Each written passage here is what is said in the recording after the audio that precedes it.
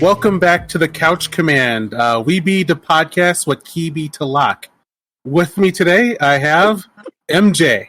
Greetings and salutations. And just a quick quote from our good friend Solomon Short. Just remember, the only winner of the War of 1812 was Tchaikovsky. Ah, nice one, okay. You have no idea how much that makes me happy. I'm guessing you're getting deep in Chatur land. I thought you'd particularly enjoy that one. Wait. What is this reference to? What's going on? David Gerald's Couture series that Isaac's talked about on the podcast before. I just started dipping into it after I accidentally met David Gerald in Vegas back in 2021 because I really liked his Solomon Short t-shirts. Yeah. I had no idea who he was. I just really liked the t-shirts, and I got home and started reading the book. And I'm like, oh crap, I met the guy. Is this the one where like there's this kind of like alien virus taking over the planet? Alien parasites, basically. Yeah. Well, it's like an alien ecology that's kind of like building and supplanting Earth's ecology. So it's like an alien invasion story, just from like a really unique spin. Start that with a virus.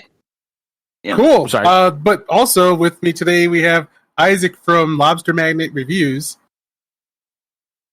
Hey, I'm so glad. That's so funny that you met David Gerard. My only complaint is I wish you said you guilted him and said, well, why? When are you going to finish the Chatur books? When are you going to stop posting on Facebook and get those goddamn things done?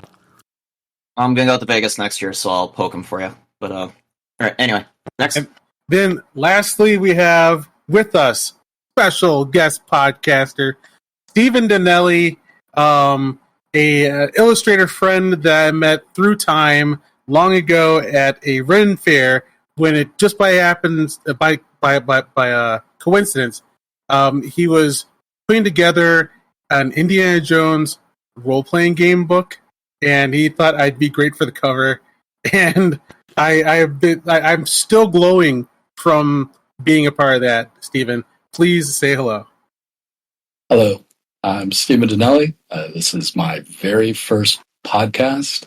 Thank you for having me. It's an honor. Welcome. Indeed, the honor is ours. The honor is ours. This guy, he's actually, been a part of the industry that we talk about. Like he has done some video game design. Were you part of Crimson Skies? Yes. Holy shit, man! Snap! Let me clarify. Crimson Skies: High Road to Revenge for the Xbox. I remember that game. That was like part of the Xbox Live initial wave when like Microsoft was kind of like making these like quasi PC games like Mech Assault, Crimson Skies, and until Halo. That was a pretty good game. It's kind of a shame it's kind of been forgotten by history, but that was like a solid Xbox release. That is a very big shame. I love the hell out of that game, like flying into giant beast ships and going in between their like whirling blades to shoot the insides. I had so much fun with that game. Yeah. Also, he worked on Dark Void. You remember that? That's amazing. Oh man, yeah, I can't forget Crimson Skies. That's maybe one of my favorite games of all time, maybe, but it should have been a franchise. That was such a fun game. I agree. Also, what else can you tell us a little bit about yourself? You worked on Dark Void. Yes, I also worked on Dark Void. I am a commercial artist who currently works in the video game industry. If you're curious about my work, you can find me on ArtStation at Stephen Daniele. Artist, that's STEPHENDANIELE.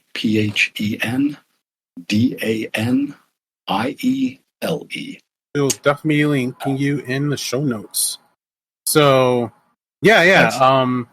Aside from Chuck, Steven's the other big Indiana Jones fan that we have with us. So I think the best way to start out is to tell each of our histories on Indiana Jones, and I'll go first if that's all right. All right. With no verbal opposition, I will go ahead. It's your show, man. You run it however you want. Yeah. No objection. Unless someone is like, "Oh man, I got something to say about stuff and junk and blah blah blah." But okay, so Indiana Jones for me was a slow burn to being in love with it. because as a kid, it was scary as hell, a tad boring at places, and more for grown-ups. But it wasn't. It was way before my teens that, like, it just, kept on watching them, started growing on me. The Temple of Doom also, once again, at first, pretty much put me off because it was scary, disgusting, and horrifying. And then I think, I'm not sure, just through those times where you don't have many options and you just keep going back to it and it keeps getting better over time. And then The Last Crusade was the grand finale that I was over the moon for. I was in love with. I watched it so many times. I loved the final traps. The Penitent Man Will Pass is one of my favorite moments in cinema history, as he kneels and then rolls, and the sound effects of the swinging blades. And then then the Crystal Skull happened, and no one wanted that to happen. And that was gave me the same feeling that after, like, it settled in that the prequels weren't the greatest thing ever, as Crystal Skull was for me. But I've been a big fan of Indiana Jones throughout time. I've read a couple of the 90s novels, and my biggest claim to Indiana nerd fame is being on the cover of an Indiana Jones role-playing game book. MJ, what's your history? Kind of the same deal. As far as a slow burn into it, I really didn't get into Indy until The Last Crusade came out in '89, and I saw that, and like, this is an awesome freaking movie. And then I saw Raiders later on, and I know I'd seen Temple at some point in the '90s, but I couldn't remember a thing about it outside of Shortground going, "You call him Mr. Dr. Jones, lady?"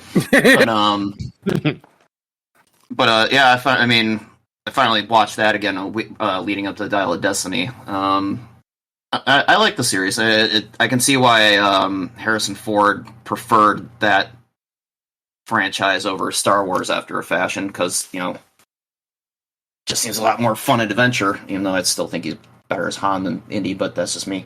Crystal Skull, the less said about that, the better, but it's alright. Cool. But, I did dabble a little bit in the Young Indiana Jones Chronicles, because one of my buds was a big Indiana Jones fan, and he'd have the Young Indiana Jones Chronicles playing in the background whenever we're hanging out, so I saw that off and on over the years, but, I never read any of the books, never got into any of the other stuff, but, that's pretty much my background with it. Oh, yeah, I was a huge Young Indiana Jones Chronicles fan back in the day. Like, that was like event television for me. When it was coming on, it just, everything else put aside, the real shit is about to happen. And I'll say I loved it. But man, it definitely didn't give you much what you know of as Indiana Jones in that show quickly enough. It was a frustrating thing where you go, all right, it's Indiana Jones, but it's like Indiana Jones adventures through the History Channel or something like that, where he just keeps on ending up in like not Indiana Jones situations. Like, what do you like to know what Indiana Jones is like in World War One? Not fighting Nazis, not going treasure hunting, but just surviving war. And it's like, I guess I would. I mean, yeah, I'll do it. They wanted to appeal to that PBS crowd, man. Come on. God, yeah. I think it was Lucas's. Why do you think I was tripping balls when I saw Young Indy and Boondock Saints later on? I'm like, oh my god, that's Indy. I love that actor. Wait, Steven, you were about to say something? I was going to say it was Lucasfilm's venture into edutainment, where they took a popular character, and then it struck me as the kinds of videos you would watch when you were in high school. Here's a little bit about a history, and we're going to make it entertaining.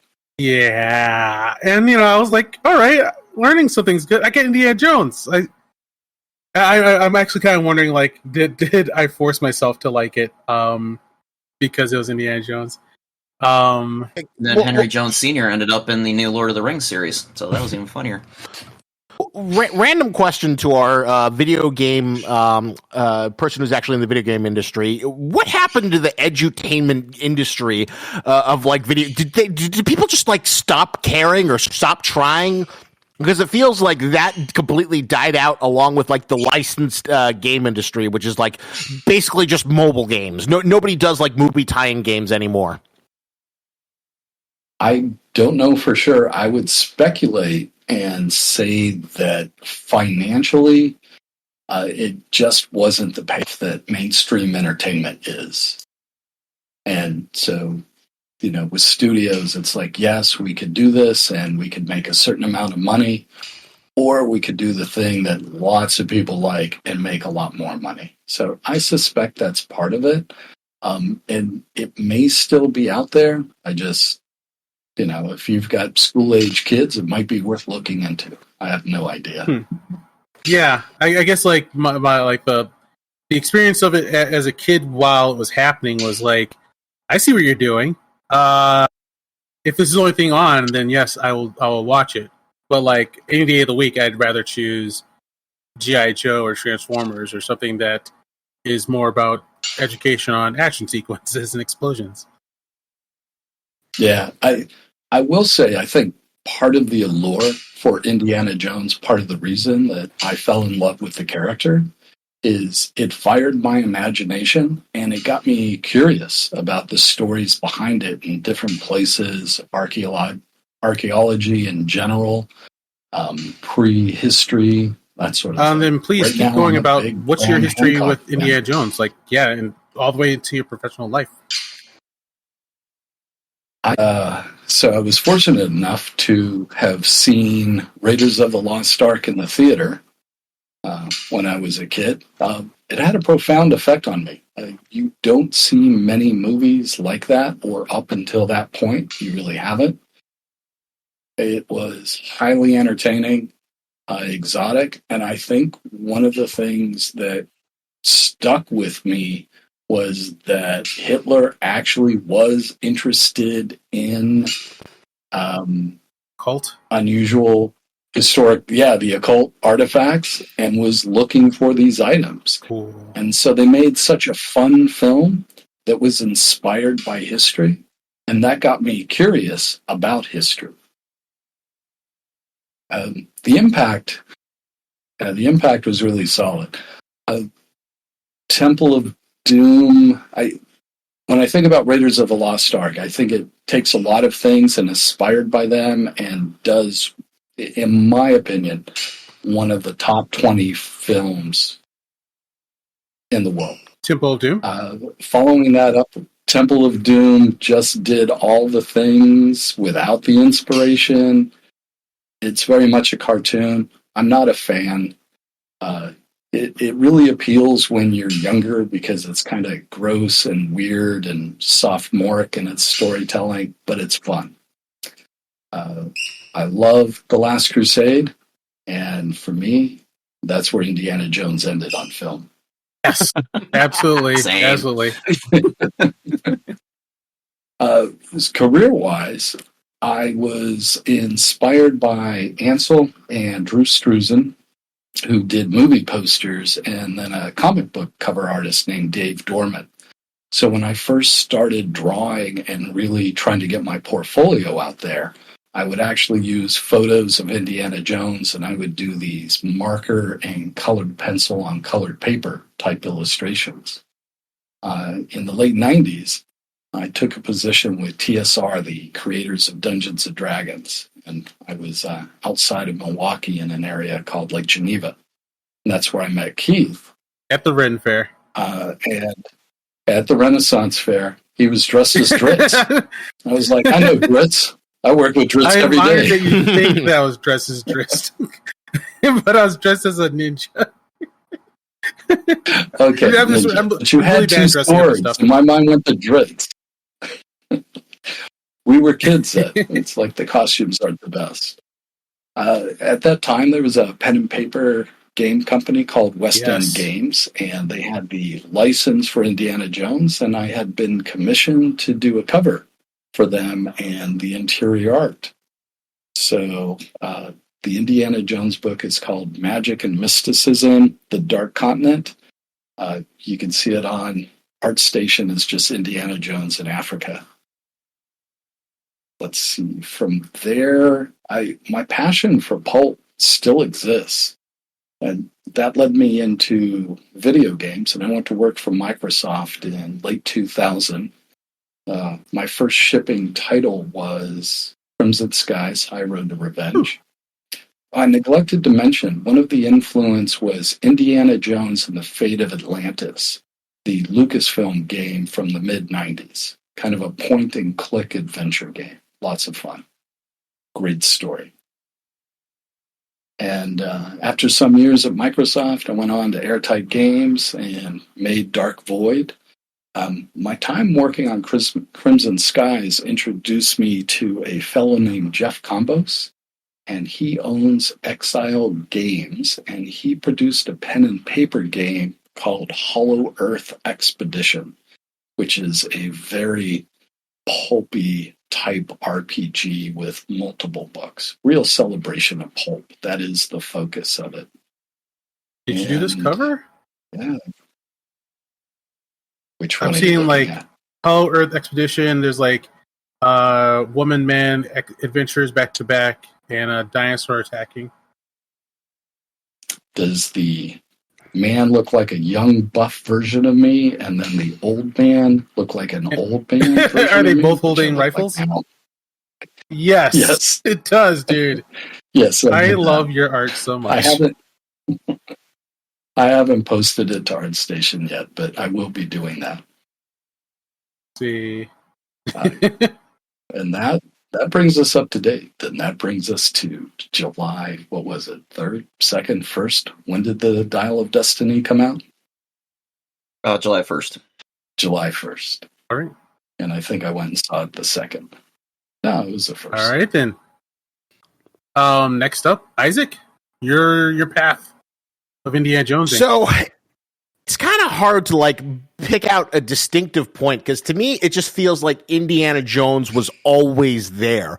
He was like the quintessential pulp hero. He was like part of that great trend in the 80s where expert level masterclass filmmakers would take the schlock from like the 1930s and 40s serials and elevate it to the level of not just like B disposable entertainment, but like the vision they had in their mind of these action heroes and fantasies and pulp characters like what's that famous one? Solomon something or another? Not Solomon Kane. You're thinking of Alan Quartermain. Alan Quartermain. Solomon's Mines. Isn't there another one, Solomon Gold or Gold Sampson or Solomon Gold Sampson? I know I'm like getting it confused. There's like Doc Savage. Like Doc Savage, like those kind of characters that like were never, because like what I always find very interesting is like, and you're going up in college or high school or community college, were you ever assigned The Godfather as a reading book? Avia? No. And that is because the Godfather book is just a low-grade, pulpy novel that is not held in high literary regard. But the Godfather movie is elevated material, masterclass, one of the finest pieces of cinema, eternal classic that is influential to this day and referenced to this day.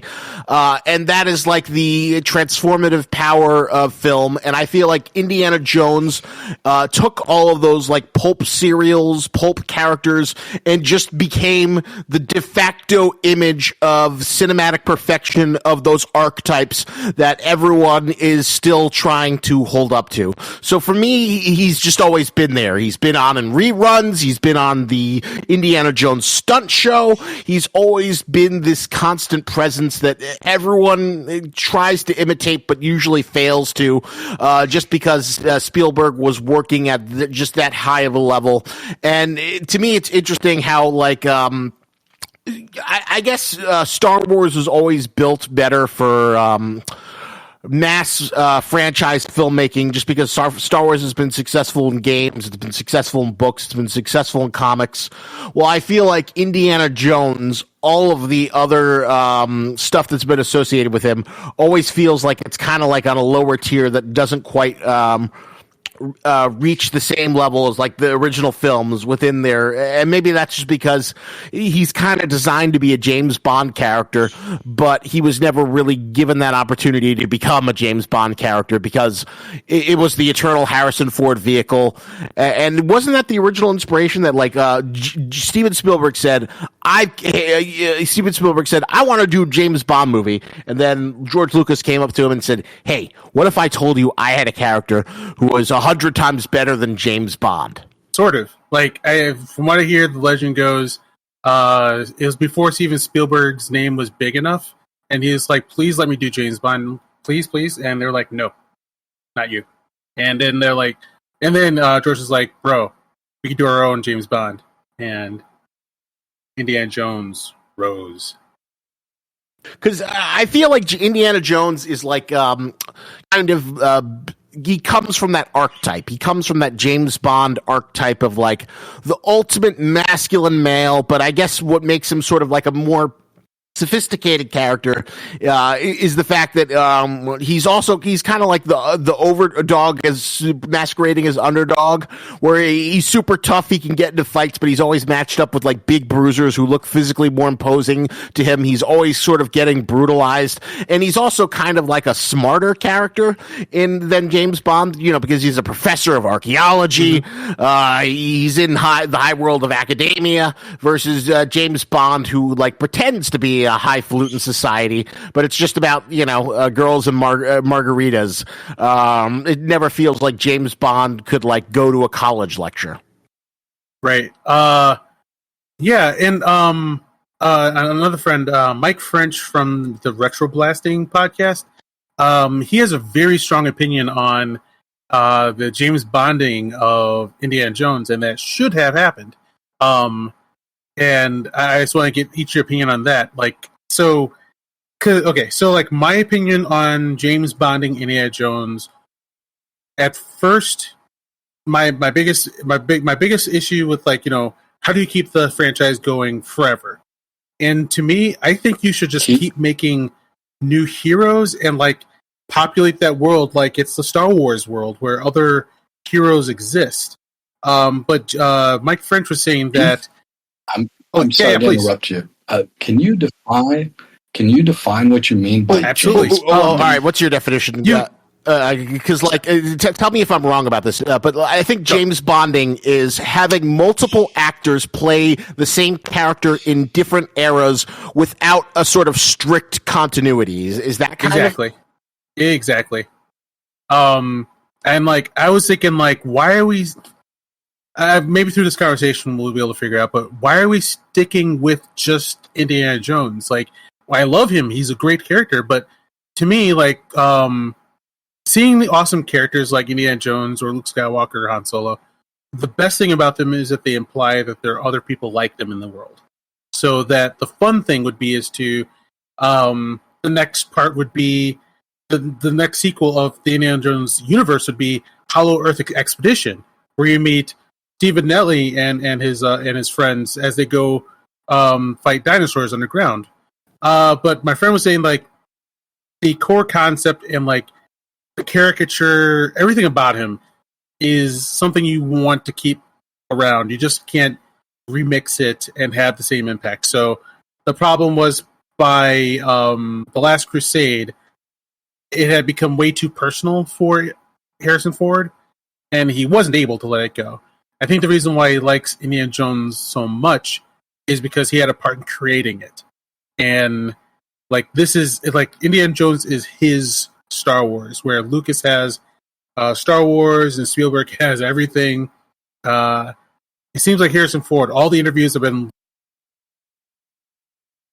listening to as for Indiana Jones, seems like it's his creation. So he doesn't want to have someone else create an own character. Keith, I think you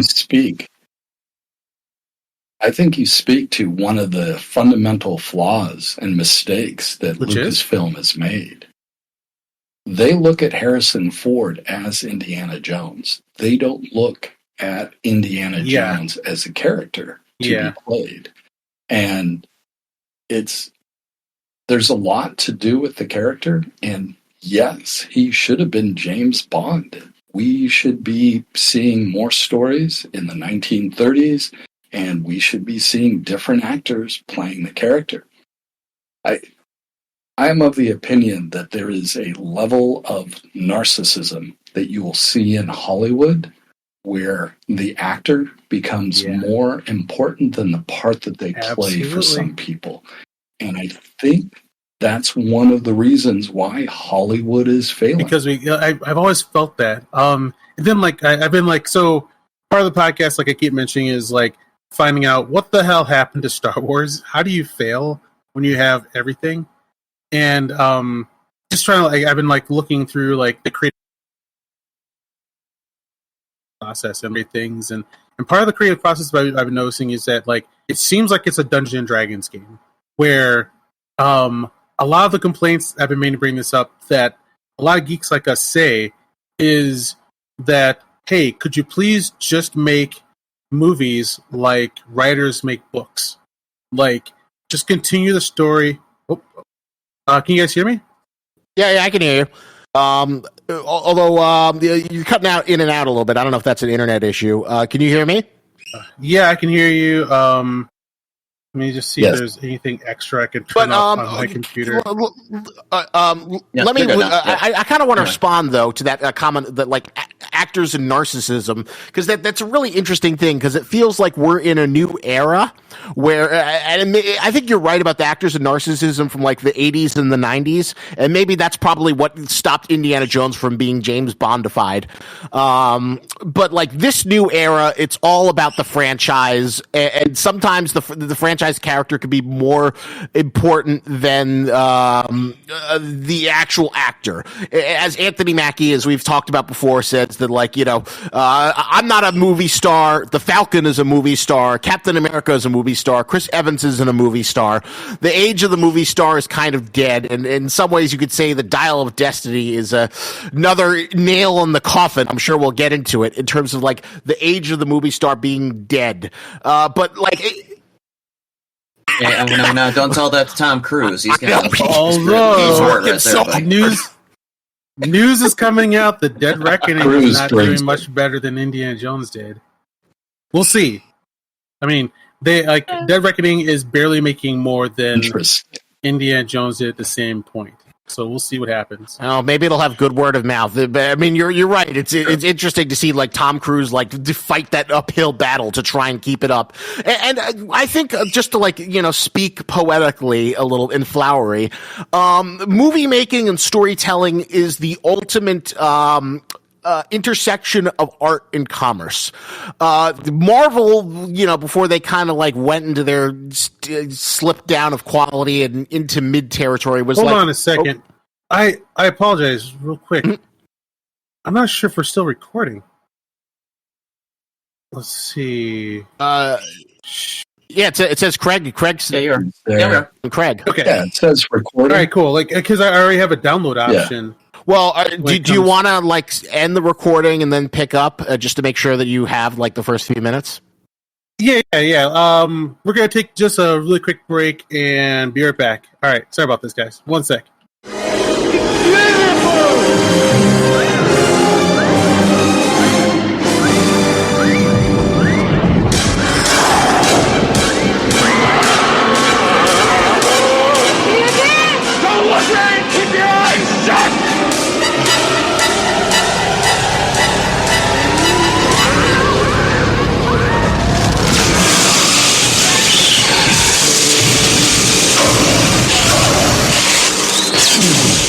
And we're back. Did you download the first half? Oh, I have. It's waiting for me to download it. Oh, did you want me to see how long ago? Well, I just want to make sure that it's saved and safe before we move on to talking. It's safe. But okay. Yeah, we're gonna keep going. All right. Anyway, real quickly, I wanted to finish my point that I was saying before, but I was cutting it out. About the the narcissism, but I'm also seeing it as a Dungeons and Dragons game where it's friendship. The biggest problem that happened with Crystal Skull is that it was a family reunion for that cast and crew. when they make movies, they can't let go of each other. Like the Dungeon Master is Steven Spielberg, and Indiana Jones, he rolled this. Harrison Ford rolled this character so that if there was a meeting where they're like, hey, even though like Harrison Ford is like my brother, I think we're just gonna like not have him in this, and then I lose a family member basically, and that's like the problem that Hollywood's running into, where it's way too personal versus the creation of the story. Well, the thing about Crystal Skull, and you'll love this. I was going to see my mom in Colorado, and I was watching Last Crusade, which it's still such a great movie. And to me, I think one of the big, huge flaws of Crystal Skull was the technology gap. Like, one of the reasons why those old Indiana Jones movies work so well is that they're all like these like really efficient, really great practical films that feel tactile, they feel real, and Indiana Jones, a part of its DNA, is kind of this cartoonish playfulness. There's an inherent Looney Tunes quality to it. And like a great example is when he's like in the market of Marrakesh, and Marion Ravenwood gets in one of the baskets, and then he runs into the market, and then there's a billion baskets, and he's got to find the right one. That is a bit straight from a Looney Tunes cartoon, but the reason why it's like palatable and you don't groan and roll your eyes is because it has that sort of practical, grounded background versus Kingdom of the Crystal Skull, when you don't have that, and then you just have Shia LaBeouf, swinging in vines, and on its surface level, it feels, now we have the technology. We can make Shia LaBeouf swing with monkeys. This is the kind of shit we would have loved to have seen in the 1930s, but couldn't do because of reasonable technology limitations. If I could introduce a semi-controversial idea, I think George Lucas directed the second half of Crystal Skull. I'm fairly certain, because you compare the first half. I mean, the first half of the movie, it's, welcome back, hey, it's Indy, and hey, they're having the big chase around the campus, and that chase scene around the campus with Mutt driving, or on the motorcycle, and Indy hanging on to him, that was such an awesome action sequence. That was awesome. And then you got the, like Isaac's saying, the complete Looney Tunes insanity of the jungle chase, and then Mutt getting swept off of the frickin' duck and having to swing on the vines with the monkeys that catch up with everybody, and then Marion driving the duck off of the edge of the cliff and then landing in the tree, and the tree slowly bending down to the river so they can get off, and the tree flying back and whacking all the Russians. That is such Looney Tunes George Lucas crap throughout that second half. I am convinced that Steven's just like, you know what, George, you haven't done anything since Revenge of the Sith. Have at it, man. You can take the second half. I'm good. Interesting if there's anything, because it does feel like the Kingdom of the Crystal Skull was basically Spielberg just like battering down to the persistent annoyance of his friend. Come on, let's do another one. We got to do another one before he gets too old. And he's like, fine. It was exactly that. It was exactly that. Well, you know that Lucas's original concept for Crystal Skull, or at least what eventually became Crystal Skull, was way weirder than what we actually saw on screen, right? Let's see. In what way? Just an overview. Originally, Lucas wanted to make another Indy in the mid-90s, like about 94, 95, and this led to this and that led to that, and they ended up not making it. He wanted to make a movie called Indiana Jones and the Saucermen from Mars. Oh, yes. Yeah, and it was even more batshit weird than what we saw in 2008. So I threw the link in the chat there if you guys want to go perusing through it. But it's like, long story short, be glad it didn't see the light of day. It's like concept that I see where like it was done like it's what, so like there's He-Man and then there's the New Adventures of He-Man, and it's like creators moving their action figures into different genres when the audience doesn't want to see 1950s schlock, especially if you're looking at Indiana Jones. We're here for that specific era that he was in, like 1940s, 1950s? 1930s. 1930s. Yeah, and like I guess if you James Bonded it, then we could get to see it. Sorry, Steve, you were saying? Pre-World War II. Yeah, so we want to see that era, but I think, George Lucas is like, no, he could fit in any genre or era, which didn't work. No, he like if you were going to do that, then you had to James Bond him. And before we cut it off, I was going to wax poetic. Entertainment is the combination of art and commerce. You have to make money, but you want to touch people's spirits. You want to enrich them. You want to give them larger than life. You want to give them aspirations. You want to type into the fantasy that you wish you could be to strive for a greater ideal. And that is kind of like why Indiana Jones still persists. Is this great character, but you got to make money and you got to keep things going. For a time, like the cinematic universe phases 1 through 3 was like the ultimate merger of art and commerce. It was this ever-expanding world that continued to add new facets and grow and become this living universe that was on par with the imagination of the comics. It felt like it was this great merger of talent, and of course, having like little tie-ins and Easter eggs and post-credit scenes was like little marketing. Hey, guess who's coming in the next movie? Oh, don't you want to see? From a cynical standpoint, you could say that, like, this is so stupid. It's just sticking around for a commercial for the next stupid product. But, like, the fantasy aspect of it is, like, you're enriching this universe and getting people more prepped up to see what's going to expand and teasing future story arcs and giving the ultimate payoff. And it worked brilliantly for those, like, first 3 phases. And that's kind of like where Indiana Jones, like, to hit that commercial and potentially artistic thing, it needed to be James Bondified with different actors and potentially different eras that would give you more, because when it's tied to Harrison Ford, it's tied to his age, which ties the character to Earth and reality in the sense that the story has to reflect who Harrison Ford is now versus, like going to the 1950s and then the 1960s to reflect how he's grown. And I'm sure we're going to get into Dial of Destiny, how that kind of is not compatible with the fantasy and the pulp adventure of what Indiana Jones is to so many people.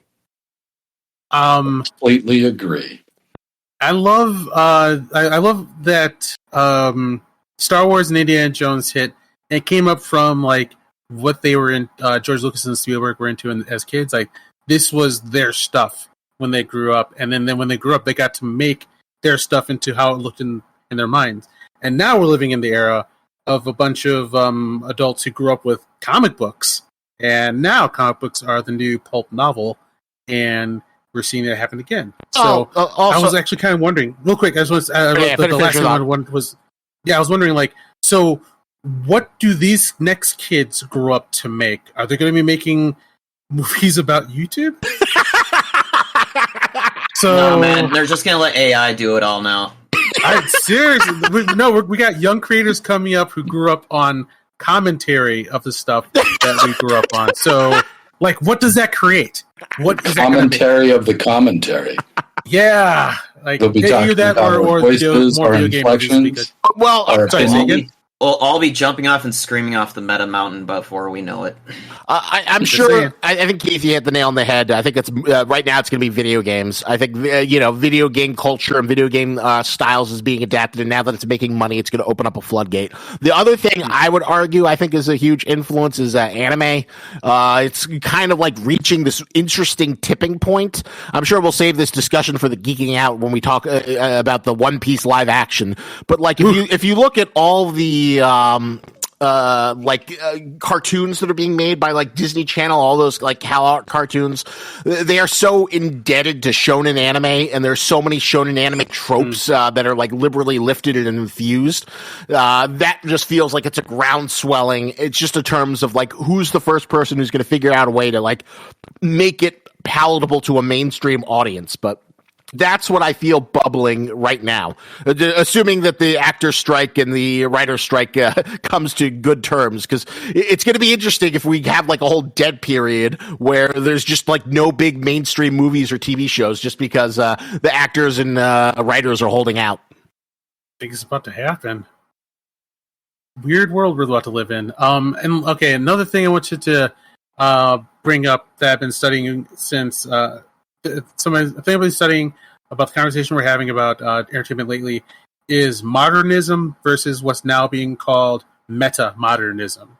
Modernism was best described as like when you look on the screen, everything on that screen is like happening to those characters. They are in that world, and what we are looking at looks like it's a real world. Star Wars looked like it was a real world.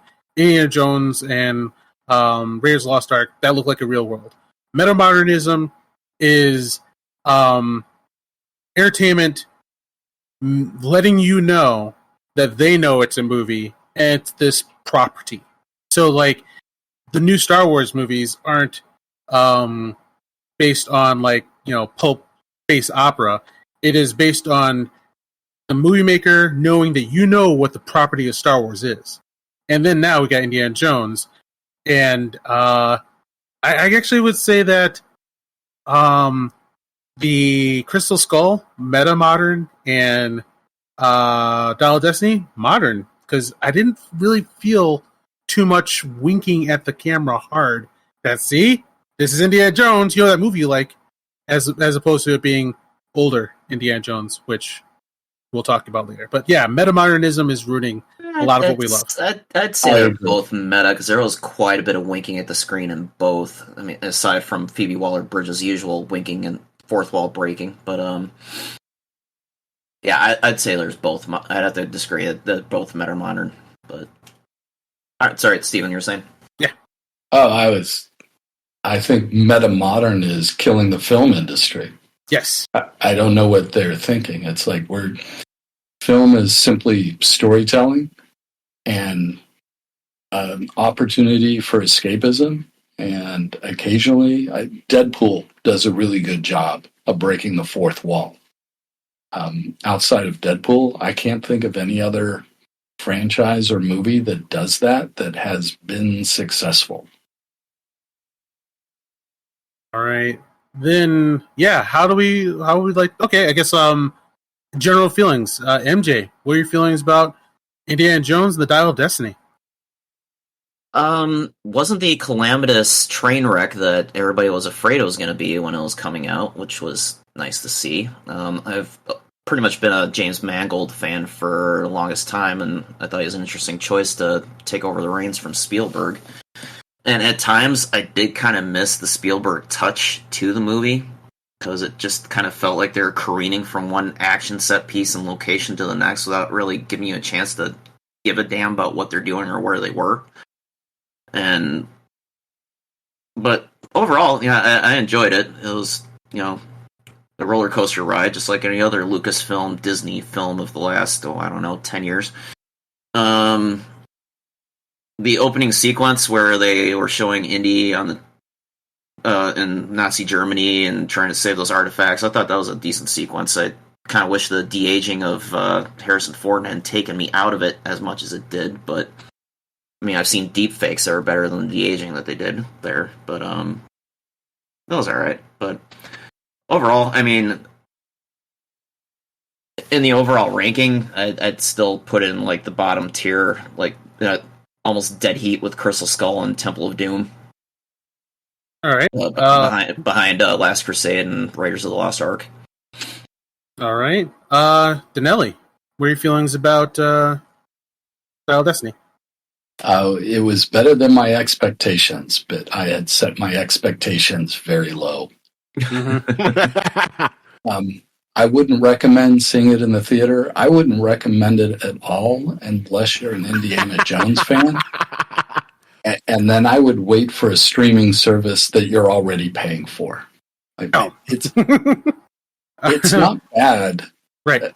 And I have specific criticisms where I think it falls down, but I'll save that here shortly to touch on those. Isaac, what are your feelings? Not half as bad as it could have been, but not half as good as it needed to be. It's perfectly serviceable. It's watchable. It wasn't a catastrophe, but it was aggressively mid. I think James Mangold is a very good director, but he was like not a good choice for Indy. I think the moment where you have a shirtless 80-year-old Harrison Ford telling the kids to turn down the noise is just like kind of killing any of the magic and enthusiasm. and sort of like a quiet deconstruction of the characters, like not what you wanted to see, but I guess the only thing you could do to like versus pretending that Harrison Ford isn't an 80-year-old man. Phoebe That's Waller, the Lucasfilm modus operandi. They've got to have our aging heroes beaten down and broken down and just be desperately pathetic so we can use that as the dramatic device for the remainder of the film. Although Indiana Jones' underwear was Harrison Ford's idea. Well, he would, but I'm just getting tired of the Jake Skywalkers. Agreed. Enough is enough already. Like on some level, you can sort of like understand it. Like maybe like if what you're saying is close to accurate that Indiana Jones is Harrison Ford, then maybe it's okay that like the character starts to inhabit the curmudgeonness that Harrison Ford has become so famous for. Right. But it does not serve the movie well, and it was not used in like a very funny way. I do believe all the rumors that this was like basically set up to be like the Phoebe Waller-Bridges like a backdoor pilot to set her up and like in whatchamacallit, James Bondify Indiana Jones, and the fact that she has her own like little short round. Although, god damn, was that kid just like, I don't know what they were thinking with the casting. Like, he's not cute enough to be adorable. He's in this awkward range where you're like half expecting him to like, be like hitting on Phoebe Waller-Bridges or have some sort of weird romantic attachment because he's kind of like this teenager. He's just in this like really awkward spot, and I guess like this film probably went into production before what's the name of Short Round? Hi Quen. Am I saying it right? Oh man, I don't know. I've never been able to pronounce it. Quan, yeah. Quan. Quan, like, the slam dunk would have been to bring him back and then hand off the thing to him. People would have loved the shit about that, and I think that would have given the film the history it needed. It's nice that the freaking what's his name, who plays Sala? Yes, they threw in Sala, but he's like such a non-presence, and like I think what put a sour taste and like was the end where she punches them out, somehow gets him through the portal, and tells Marion transport and then tells Marion Ravenwood he's not such a bad guy, so somehow that reconciles their irreconcilable differences in the death of their son. So you could I'm positive that was research.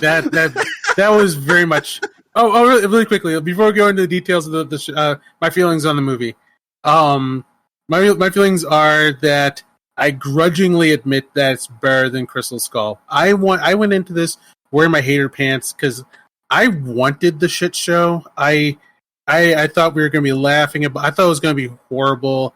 And it's kind of what I wanted because horrible things are fun to podcast about. They're very fun to talk about. I saw. Yeah, but instead I thought I have to say I thought I got a pretty good movie. I got a pretty solid movie. Phoebe Waller-Bridge was not the obnoxious Mary Sue that I thought they were going to push. I thought I was going to have fun making fun of her, but I even found her character subdued, properly used, measured used. There are a few parts that stuck out as like, see, that's the bad I was looking for. And then they were gone. She did Fleabag it a couple times, yes. Yeah. There were very few, but she did not completely take over the movie like I thought. I thought it was solidly written, and yeah, like I thought it was pretty good. I guess like when Steve, when you mentioned would I recommend it, that's different. Like. I guess, like, my expectations were low. I came in, I had a pretty good time, but I guess there's at no point in time where I say, "Oh my god, everyone has to see this." I'll just be like, more like, if you see this, like, it's not going to be how The Last Jedi was for some, or it's not Rise of Skywalker. It's not a car crash of stupid. You're going to have a pretty good time. Just, you don't have to go out of your way to see it. Like, it's not a movie I ever wanted, I wish they didn't do it, but that they did. It was not the horrible movie that a lot of my favorite YouTubers are pretending it is. It's only through the grace of James Mangold it was watchable. Yeah. Well, despite all like hands in the cookie jar, because you can tell the way that thing was edited and the flow of the story, and it's like, Jesus, because there were 4 screenwriters attached to this movie, including David Kopp, who's a long-time script doctor. Isaac, were you laughing about? I was going to say that is a very generous and nice thing, but nobody spends $300 million to make the ultimate TNT movie to watch at the gym, or to have it like a Sunday afternoon and pay attention to. The ultimate TNT Sunday movie. Wow! Oh my god! It was the Librarian 4. Are any of you going to watch it again? No. Well. I'm wondering, like, because with commentary, maybe.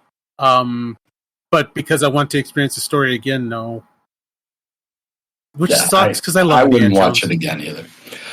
It's interesting about the 4 screenwriters, because as I was thinking about this, for me, the Dial of Destiny, it's not bad. It's mediocre, as Isaac said.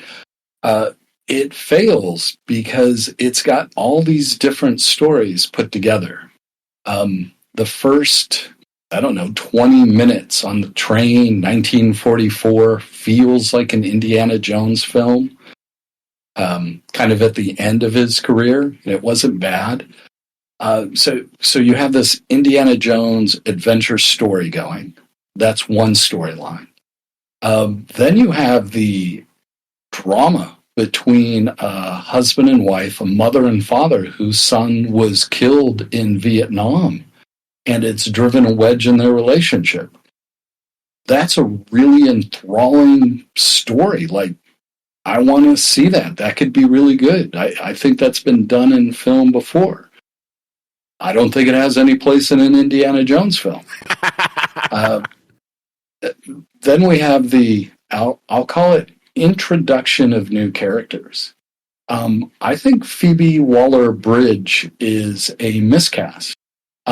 She's a statuesque, elegant woman.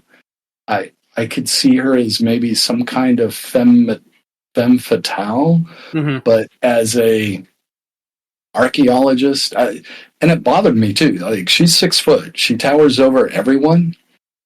So there's and I don't mean that in a negative way. I think she's miscast. But you have the storyline of, you've got the aging protagonist who wants to pass the reins on to the junior person. And bringing back Short Round would have been the way to do it. That would have been mind-boggling awesome.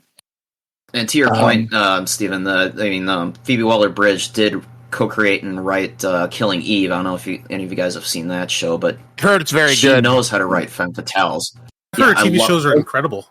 Yeah, I love Killing Eve, and to your point, Stephen, I would have loved to seen her be the femme fatale of this movie or any other movie, because I think that'd be a good branch out for her, because she's never really played a villainous character before in anything that she's been in. She did back up really as a spy. Well, yeah. Sorry. Can I add in something, or do you want to finish your thought? Yeah. No, please. I'll finish afterwards. Because the Phoebe Waller-Bridge is like super interesting, because the Chuddiverse of like right-leaning creators, like, oh, she's the worst, which I think is dumb. She's done like really acclaimed stuff. Fleabag is beloved, it's supposedly really, really well written. Killing Eve is beloved and well written, but it feels like she's got, because she's like the new it girl, she's being like kind of slammed into these franchises that aren't necessarily towards her acting strengths or writing strengths. And like she would be better served just kind of like working on her own stuff or material that's like better suited for her. It feels like kind of like Brie Larson, where people say she's a bad actress. She obviously isn't. She was in The Room. She gave a great performance there, but she's not exactly like a mainstream action star or film star. And for the past 3 or 4 years, it's just been kind of like shoving her into this peg hole to the resistance of the audience and the general public. With Phoebe Waller, I think when Kathleen Kennedy sat down, the intention was to make her the heir to the franchise, but the movie I saw did not try to make her the next heir. Like, everything I saw in there kept on making her be a character in this story, not so much of like making us want more of her in her own adventures. And I almost feel like that had to be part of the reshoots, because like everything leading up to this was, it felt like Kathleen Kennedy was, and like there's like the plan to, she is the next Indiana Jones. This is gonna be amazing. But the movie I kept on seeing, Indiana Jones kept on being the person who had agency. He was in charge. She had her moments as well, but as a supporting character that fit in the story, not the new rising character that would be taking on the story going forward. So I didn't think she was trying to take it over. It felt, I really felt like there was a concentrated effort for us not to feel that way, because I think that they knew everyone was getting very mad. They're like, Kathleen Kennedy is once again going to stomp out a character so she can rise up her new character. And it felt like the movie was like, no, we're not going to do that. We're actually just doing Indiana Jones with respect. So you're not going to watch the new Disney Plus series, The Adventures of Helena Shaw? Hell no, which is not coming. But she's like the head of her own Tomb Raider TV series coming on Amazon. That'll be interesting. Hold off before we talk about that, I have some thoughts. Please. Yeah, go ahead. Part of the reason I got into the game industry is because of Tomb Raider. But to finish my observations on Dial of Destiny, so the fourth storyline that they have going is time travel. And going back and seeing history, experiencing history, and meeting Archimedes. Each one of these on its own, I think, is an excellent story, movie, but putting them all together into one film made it overly long. Outside of the first 20 minutes, I didn't think it was very exciting. It was pretty boring. And it's visually, I had a really hard time with like the multiple layers of just green screen. Like it felt honestly too much like a video game. When they stopped and they were like walking around outside, it was decent. I was like, oh, thank goodness, a breath of fresh air. But yeah. I don't watch Quantumania then. My recommendation for Quantumania is put on some 80s heavy metal and just turn the sound off. I like where you're going with that. I like that. I used to be pretty strong in my stance of not worrying about bad special effects, and I don't mind green screen. I like my using imagination, but this is the year that is finally been pushed for me to be like, okay, maybe it is being done too much. And like now I'm noticing it too much. Like when Salah said, "Give him hell, Indiana Jones," I was like, I could tell you're not there. Like the picture behind him was green screened, and I was like, okay, what?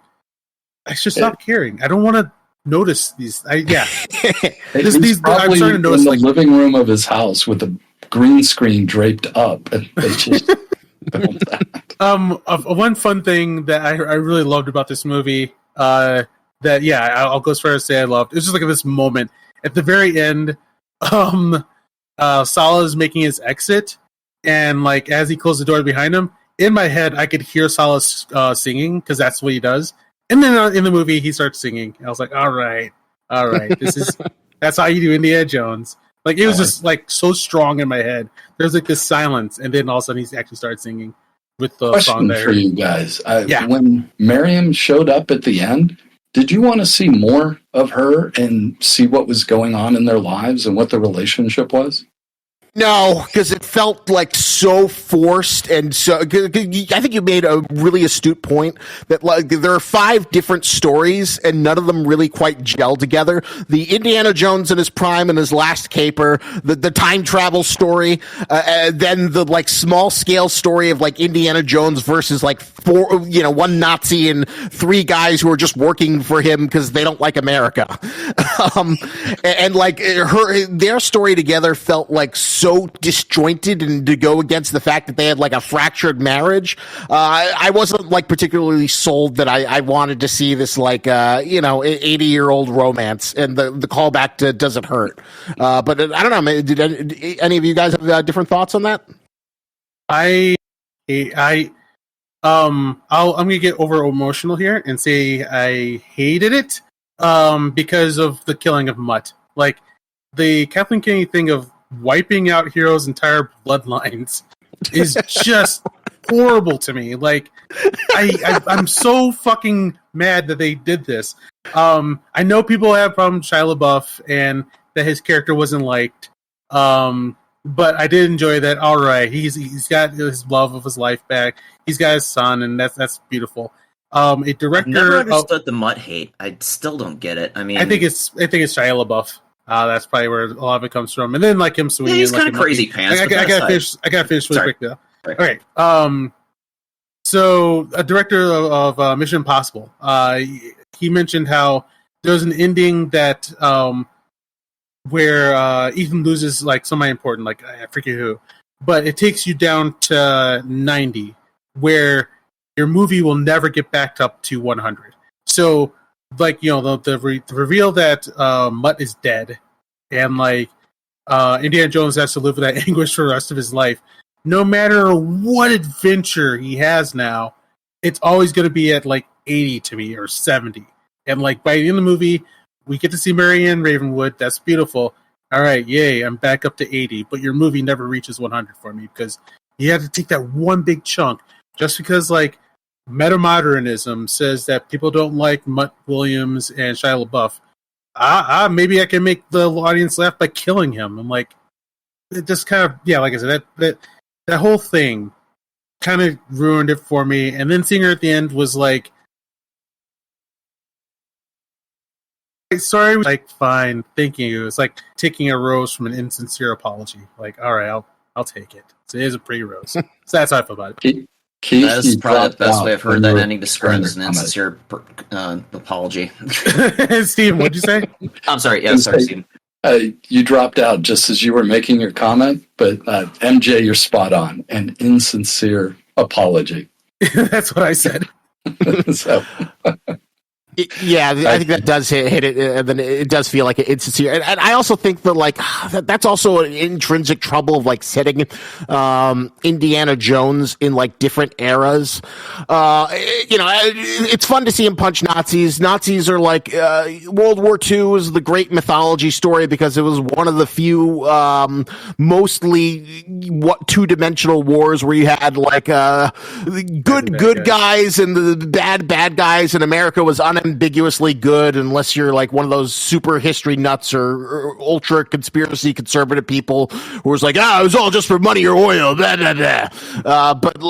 But then when you get into like, the Korean War, the Cold War and Vietnam War, you kind of lose that sort of like sense of American exceptionalism, two-handed justice, and throw a hero who wasn't necessarily meant to be in like those morally gray areas or conflicts or and I think you were spot on when you said it brings it down to 80 or 90 and you're never getting to 100 after that unless you're making a completely different movie, some indie filmmaker who just has like this 2-hour Logan-esque depressing movie where a hero reflects on the fact that they can punch the Nazis but they couldn't save their family. Ugh. Yeah, Indiana Jones, that's not a feeling I come to Indiana Jones for, but like the meta-modernism or meta part of it where it's like Harrison Ford. Like, so all Indiana Jones fans want is more Indiana Jones, where Harrison Ford wants a goodbye letter from the perspective of his life, which is why we're getting what we're getting. Like, it's more about like the people making it and like how they feel about their, life with these properties over just telling us, like, we're only here for the story, Harrison. I love you, man, but I just want to see the bullwhip and last minute escapes and some traps. Well, I always wonder. He did it for the money. He did it for the money. $20 million payout plus. Oh my, yeah. he definitely did it for the money. Yeah.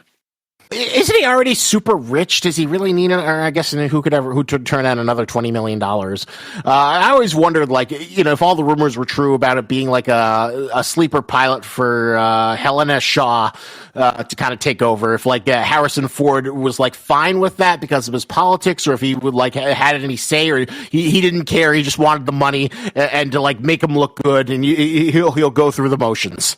I think it started out like that with Kathleen Kennedy.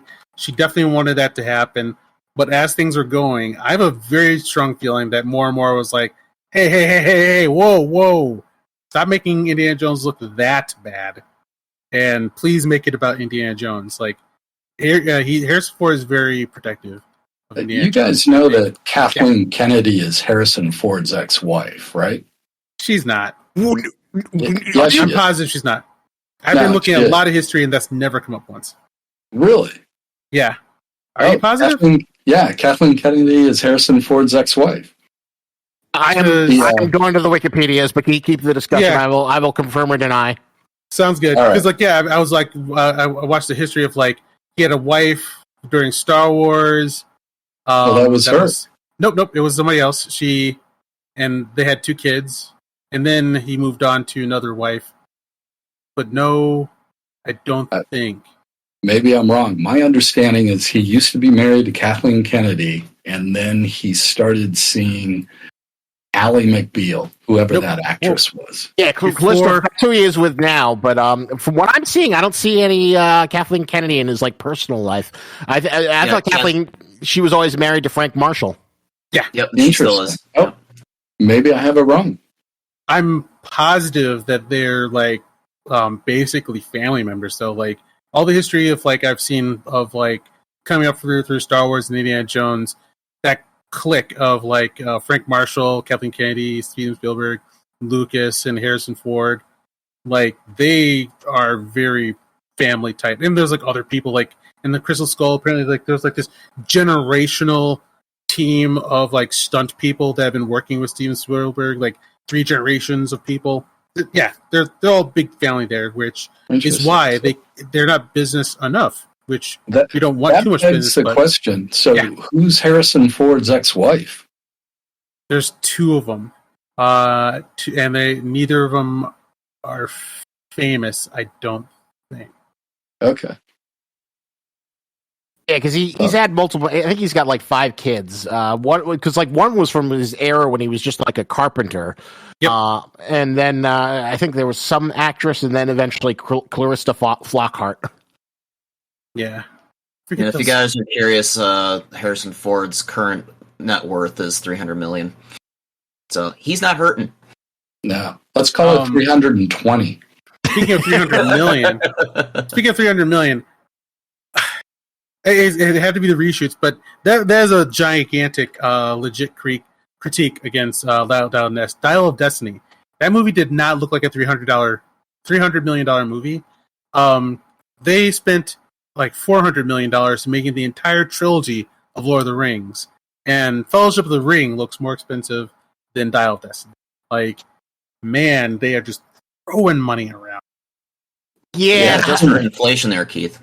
I did look that up, and like it's still although like I'm not quoting it right now, but I'll say like the comparison is still not that far off. Like they spent fuck tons, and that looked like that movie looked like it could have been 30 minutes. Yeah, I'll say $90 million.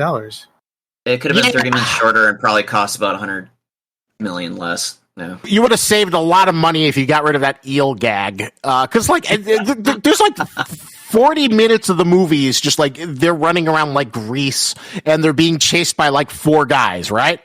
Yeah.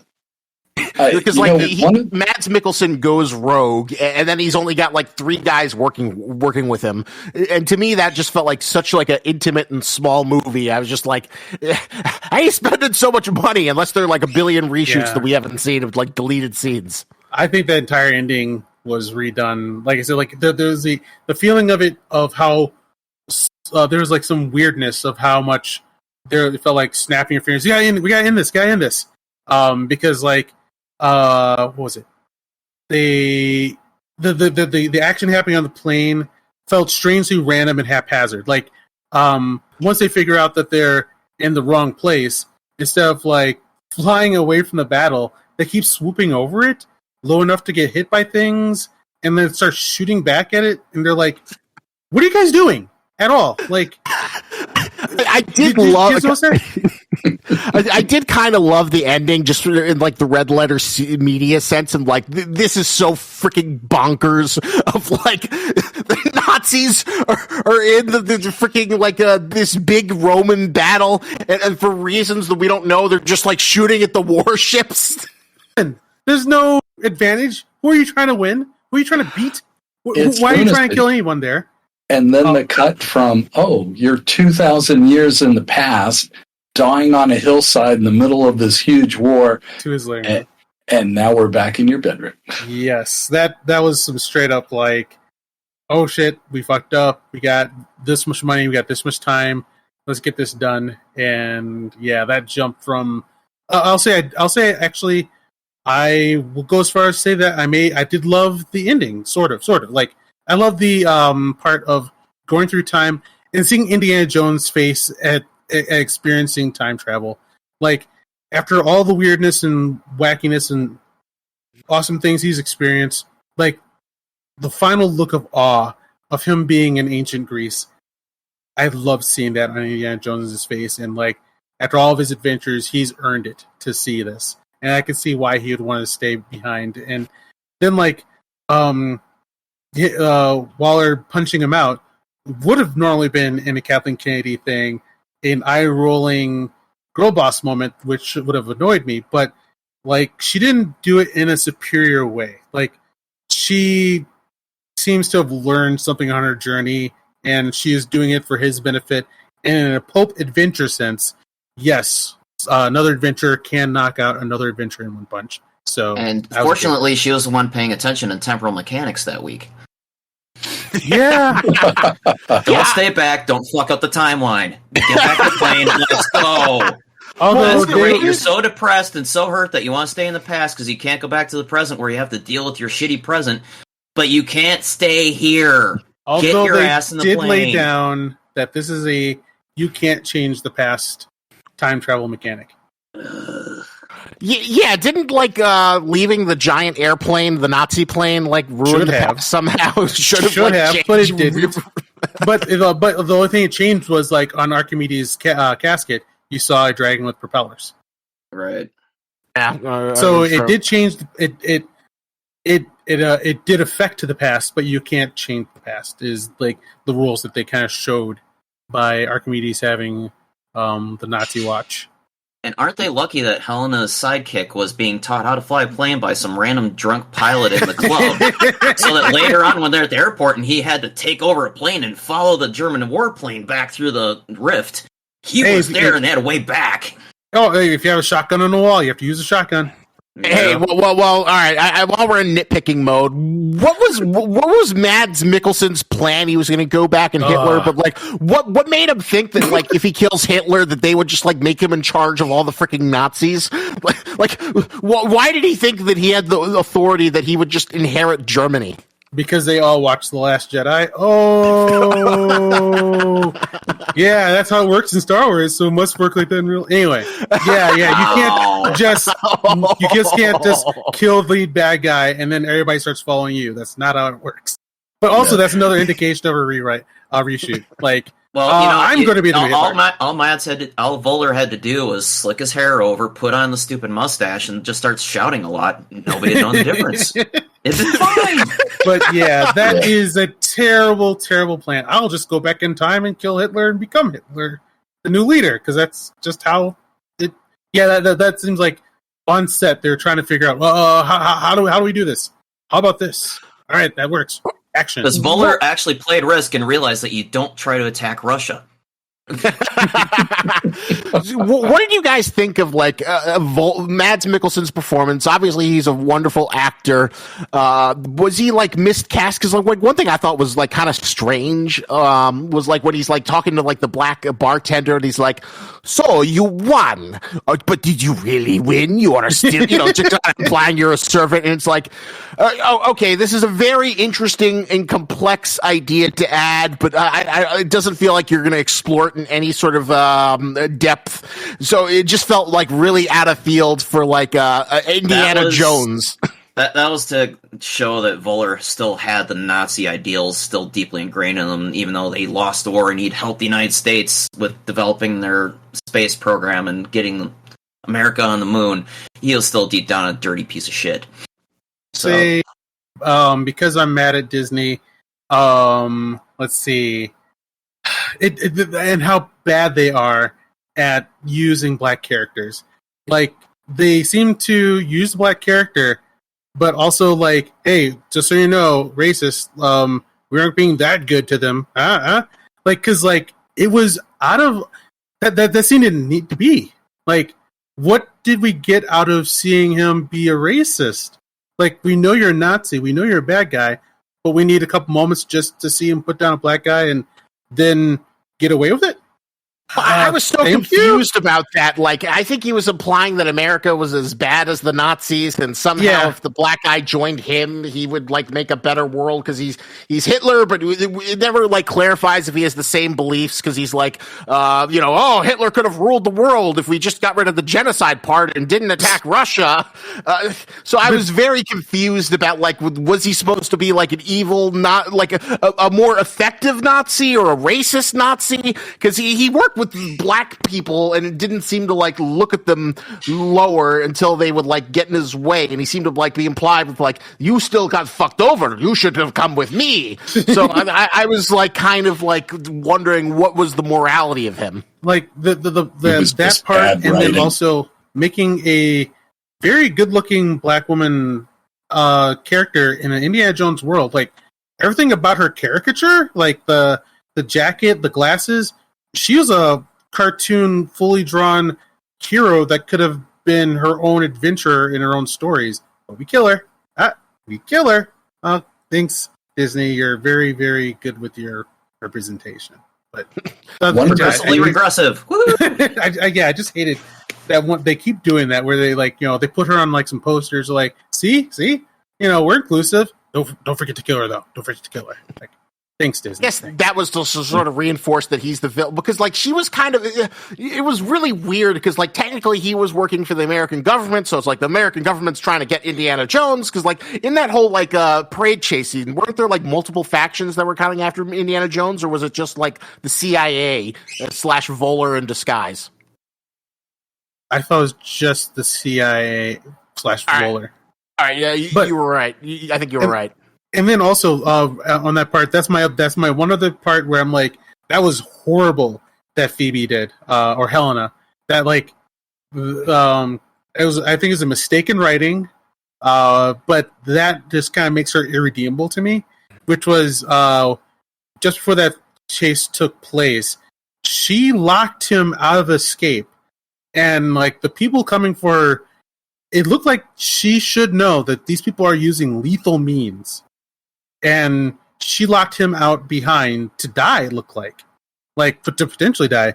It didn't seem there was enough that said, don't worry, these people are on the up and up, they'll just take him away. There's a guy who had his gun drawn. So, weird moment that they would do for someone that's supposed to be a teammate to Indy, which is lock him away to die. The movie suffers quite a bit from poor writing. Sorry, Steven, say it again? The movie suffers quite a bit from poor writing and character development. And it has a level of meanness. It's the only film where innocent people get murdered. Yeah. And not only do they get murdered, the camera focuses on them and shows them multiple times that, yes, innocent people have died here. Yeah, that's a Mangoldism. I rewatched Logan the night after I saw Dial of Destiny, and I forgot how freaking brutal that movie is. But when Logan comes across a black family and they all get slaughtered. Yeah, but I noticed that in Logan too, as Mangle just kind of lingers on the victims as they're going down. Like, okay, we get it. They're dying. They're dead, man. Keep going. Keep going. Yeah, not something that is appropriate for an Indiana Jones film or pulp storytelling in general. Agreed. I figured I sort of, I wouldn't say accepted it, but I was like, oh, well, I guess they are bad guys, so yeah, if that doesn't happen in Indiana Jones movies, then that's what felt off then. Because I was like, why do I feel worse about this? Well, it was kind of like, yeah, you're right. That was totally a James Mangold touch where he was like trying to add that, like, Bourne supremacy, Jason Bourne grittiness to it. That, like, there are real stakes here. People are getting shot. These guys mean serious fucking business, which it isn't quite the Indiana Jones. I mean, Indiana Jones can be a little bit cruel, like, the infamous heart ripping scene. But it's for their ritual. It's part of their evil demonic purpose versus like, just shooting a random civilian or an agent in the back, which feels like it's kind of like postmodern spy thriller more so than pulp adventure. Agreed. It's one of the things, it's one of the many things that makes the movie not as strong as it could have been. And it's all over the place, I guess you could say. I wonder, could it have been strong? 2.5 hours long. Yeah. Well, I think so. I think the first place you start is you go back and you look at what made Raiders so good and the inspiration, and it's pulp. The story that they told started in 1944. If they had kept it in 1944... it would have been much more effective. You could have told the same story with the characters. Just recast Helena. Because, like, her dad's, 5 foot tall? Yeah. Yeah, it made no sense. I did love that opening, though. Like, I'll say that's a point where the special effects and deepfake didn't bother me. I was like, this just feels like the Indiana Jones that would have been the best finale that we always wanted. Like the ending of the World War and like seeing Indiana Jones play a part in it and having to deal with the Lance of Longinus. Like that sounds like the final Indiana Jones movie, but yeah, it wasn't. Oh, real quick. All they needed is one more hour. Basil. He shoots at Indy. Does Indy catch the bullet? It didn't look like Indy caught it. That's why I was kind of confused. I've seen that shot so many times through so many reviews and trailers. And I can't see those visuals working out any other way. Because, like, the implication is, like, he got hit or nicked. But I don't see the bullet hit anywhere except for a quickly snapping up fist as if it's catching something. You guys know what I'm talking about? Yep. Yeah, I thought he when just they're on top of the train and Basil accidentally shoots him and Basil's like, no, sorry. Okay, so Isaac and Steven, did you see that too? Did he catch it? I didn't think he caught it. I thought he just remember. Hand went to the arm, like, you shot me.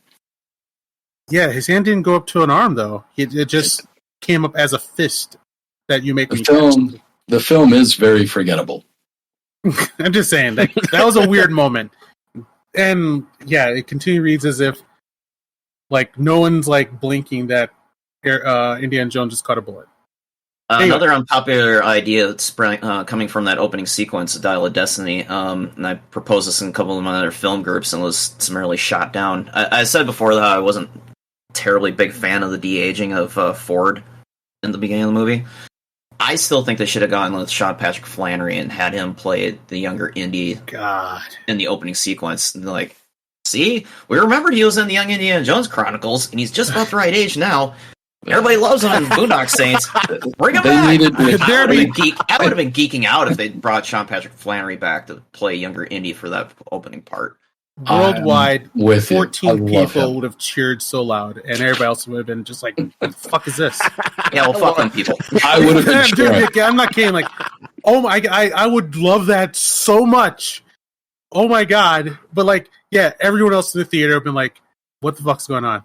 Who's Who the hell's this guy? Well, they were fine with River Phoenix playing 12-year-old Indy at the beginning of Last Crusade. Why not Sean Patrick Flannery, more age-appropriate and previously part of the Indy franchise? Yes, have him play younger Indy for the opening part, and then go to destitute, broken down Harrison Ford after that. I love this idea. I would skip that. I think ultimately what they should have done for the last two films is recast the character. As you said, James Bondified him. Indiana Jones speaks to 1930s pulp adventure with a bit of history and a bit of mysticism. And pulps came out at a time that became very popular during the Great Depression. Escapism, simple stories, inspiration for someone who's going against the odds, but somehow, some way will win. And that was very important to the country as a whole in the early 30s. Going back to that, I think is where they'll find their success. I think then you have Indiana Jones finding out that he's not, or Harrison Ford finding out that he's not invited to the next Dungeons and Dragons session. And what the hell, guys? We made this game together. I don't go to see Harrison Ford. I go to see Indiana Jones. Word. Amen. But yeah, I think the movie making experience that we don't see, that cannot be left out, is the personal experience of this is for them. Yeah, it's Harrison Ford. Like, it's a family reunion. Yeah, I get it. I think ultimately they're going to lose money, and until Hollywood gets back to actually just taking a good story and making a film out of it, they're going to continue to suffer. I think that they should make. Since it's over and done, they should make their own Indiana Jones. Like, they should finally make a Doc Savage movie and then recast it. But I think like the problem that. Can I throw a little bone into that? Please. Hey, Keith, how did you enjoy the Uncharted movie? Exactly. I was about to go there next. Like where it seems like genuine creation is different than a corporation saying, we want to have this property, go make it. So it has a lot of people driving the decision making. I think some people see that it's super easy and can deliver fantastic entertainment, and other people, I don't know what they get caught up in, but they miss just the fundamental of, we need to tell a good story for the audience. Because like whenever it's like a corporate mandate where like someone says, we need an Ant-Man movie here, and it's quantum stuff and junk, now make it. Then that doesn't that doesn't make money, and it's not that good. But if you have like a guy named like James Gunn, where they're like, hey, James Gunn, follow your deepest, most personal inspirations and love and make a movie, and then you get Guardians 3, and it does make lots of money. Like, I think like lack of genuine source of creation is like being noticed.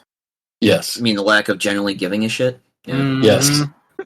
From the start. Oh God. Well, speaking of like Hollywood's kind of like overinflation implosion, a little bit off topic, but still on topic. I just saw this now. How much would you guess Secret Invasion cost? Per episode? Well, in total for like the 6 episodes. 6 episodes. Entire. I'd go as far as say 8 to 10 million. 8 to 10 million per episode? Per episode, I would say 1 to 2 million. I'd say 90 mil. I'd say 90 mil for the whole series.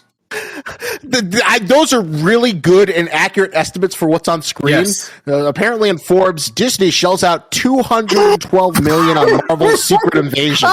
Where? Oh my fucking God! What? No way. That no. 200. Where's this money going? Oh my god. Oh my god. $200 million for that. Is it going for the actors? Are they getting a really good payday? No doubt. It does not feel like it was on the screen. That's like that's $35 million per episode. That's more expensive than House of the Dragon. There's so many episodes where all they're doing is sitting in living rooms and talking to each other. Well, that actually bringing it back into the larger conversation, that does seem to be Disney economics when it comes to anything lately. I mean, Dial of Destiny, $300 because we fucked up too much. Solo, how much did they blow on that? Almost $300 million as well from all the reshoots. It was like around. Do you guys think someone is cooking the books and laundering the money? Steven? Do you think someone is cooking the books and just laundering the money? Is that what Disney is doing? This. I literally $200 million for this episode TV show. Yeah, I was actually wondering about that. I was like, what if the reason these are so expensive is like over time they keep on building their assets and like their company and their employees and whatnot, and then like you get to the next movie and like companies are always supposed to be moving toward growth, and they can't say, all right, we're making this next movie, I'm firing half of you because we just don't need that much. Instead of, oh shit, we have all these people, guess we better use all these people. Is that it? Maybe they're filming it on like with their phones. Just, hey, Sam, we're going to have another conversation in your living room. Put the costume on. Okay, good. We're going to film this. Here's an extra $2 million. Thank you. I love that we're taking Disney to the laundry. I love it that the article says the exact same things you did. Like, why does it cost so much? It's just people in rooms. They're just shooting behind cars. Yes. It's an episode 24.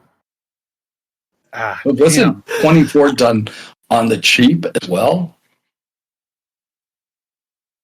Okay. That was a shock. And then, yeah. I think they're spending too much. Maybe they have too many employees and assets that they feel like they have to use them every single time and all of them, and it just comes out to being... I don't know. And then you have like things like the Everything Everywhere All at Once, which is made for like, I don't know, 20 million, or then Spider-Verse, which is like 100 million. Oh. Are you just like the right people just not getting this money? Like one thing I think Hollywood desperately needs to do, or all these streaming services, they need to have like a little filmmaker kiddie park where it's like, you go here, you only get $5 million, and if you produce a project that it gets X threshold, then you get to the $50 million area, and so on. Yeah, that there needs to be an enforced structure of, okay, we're doing $20 million movie.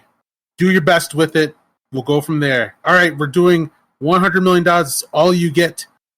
Work from there. Instead of this, like, we'll probably just spend $250 million base. Do whatever you can. If you need more, let me know. Well, why do you think they brought Bob Iger back in, and he's stomping around like the cranky old man he is? And I'm surprised that he hasn't told Kathleen Kennedy to shove off after the whole box office disaster of this movie, Dial of Destiny. I do wonder if, like, does she know where the bodies are? Like, other people, like for the DC universe, like people who fuck up, they get like one chance to fuck up, and then they're fired and replaced. Whereas Kathleen Kennedy has been just there's nothing left from Lucasfilm, and still like has a job. Yeah, see, here's an interesting question. Can you guys name anything else that Lucasfilm has done since Disney bought them that doesn't involve Star Wars, Willow, or Indiana Jones? Can you name anything else that they've produced or created outside of those three IPs? Aren't those the only IPs? It's just with them, right? That's my biggest problem with Lucasfilm under Kathleen Kennedy is they're just wanting to beat dead horses. They're not trying to create anything else. Well, weren't they about to do that like Blood and Bone, that African like fantasy thing, which I think is never going to happen at this point? But I know that was like one of their original development projects. They did try to, and like yeah, things just eventually just came untethered and fell apart. And in that era, where Kathleen Kennedy was focusing on that, Mandalorian rose up and was awesome. And then when that thing fell apart, all of a sudden it seemed like Kathleen Kennedy had more free time to work on Star Wars again. And we got season 3 of Mandalorian. It's still so funny how like Mandalorian could have been like a big turning point for all of this. Like, tell like very simple stories using all the devices of modern technology to give them a little bit more sheen than what you'd get. But essentially, this is like a more expensive, better version of Xena Warrior Princess Hercules: The Legendary Journey. But instead, just kind of became like adding more and more spectacle to the Mandalorian, creating this interconnected freaking MCU universe, and just kind of bottoming out in terms of like just trying to do too much with too little and not being able to let go. Because like I feel like that should have been like a really good lesson that all the like Marvel shows could have taken a page from. They were not about learning lessons. Not until it seems like now, where like finally things are tanking, ratings are bottoming out, and yeah, it's only happening like as we speak right now that like so many things have come to a car crashing end. So now we get to see what do they do to learn. Fingers crossed. It is interesting that at this point in history, Indiana Jones feels like it's like the candle on this collapsing system of streaming and Hollywood that's about to implode on itself. Here's my theory. I think that like one of the reasons why, well, I mean, the network, the studios are always greedy. I'm sure you guys heard about that thing where they like, want extras to sign over their body rights forever, so they only have to pay them for one day. Weird. And all this like sleazy shit. But by the same token, I think that the streaming was never really the economy to support the streaming system was never really built out, and subscriptions can only get you so far to like for the forever infinite content buffet, which has more misses than hits. What I think really needs to happen is I think it's just going to go back to the old way. Well, if you want to fix everything and at least create some new comparable system, I think every streaming service needs to have like the Netflix channel, the Disney Plus channel, the Peacock channel, the Paramount Plus, and basically what that is that's a free tier where you can't watch the programs or except for maybe like a few, and it's all ad supported. And basically, I hear Peacock kind of does this supposedly, where you can like go onto channels and basically watch a live stream with commercials interspersed, and it functions like regular television. And that way, you can have like more consistent Nielsen ratings in terms of who's watching what. You can have probably better ad revenue, because I learned something really interesting recently. I was looking into it. How much money do you think Netflix has earned from their ad supported model, just from like advertisements? No clue on this. I have no. I don't study this enough to even guess. And do you mean like per year, per month? Yeah, per year. Fuck, man. All three of you, just throw out some numbers. What do you think? How much do you think those Netflix ads are worth? I'm going to go with 100 million. Oh, actually 99 million. I don't want to go over 99 million. 300 million. I feel like I'm on The Price is Right. $1. $1 million. No, seriously. Shit, 300 million. Those are all really, really good guesses. You're all like closer than you'd think. It's 500 million. That's nice, but that's not enough to like pay residuals to everyone on Netflix who's on like a TV show. And like they expect it could grow to like 4 billion in 2030. It's a long game. There you go. Wow. Yeah. And like, nobody wants to pay money for a subscription service to be served with ads. We tolerate it in television because that's the intrinsic ad bargain that you make when you turn on a television. I'm going to watch this for free, but I'm also going to be subjected to ads every 8 minutes. That is the contract, unless I want to pay more for an exclusive service like HBO, where they just advertise for their own crap.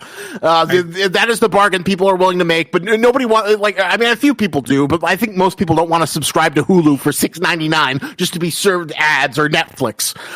But if you had like a free service that's available to everyone, and then you could go to Netflix Action. Oh, Stranger Things is playing. Ooh, there's chat. Ooh, send a Netflix style super chat to say something cool to the chat or whatever. That could build an infrastructure to like kind of like build the sort of residual model that actors and writers enjoyed in the old network system. But like the current thing, it's just sort of like you get your big payday and get out of here, kid. You thought it was nice when you could be like one of those Seinfeld actors and get your residual checks forever?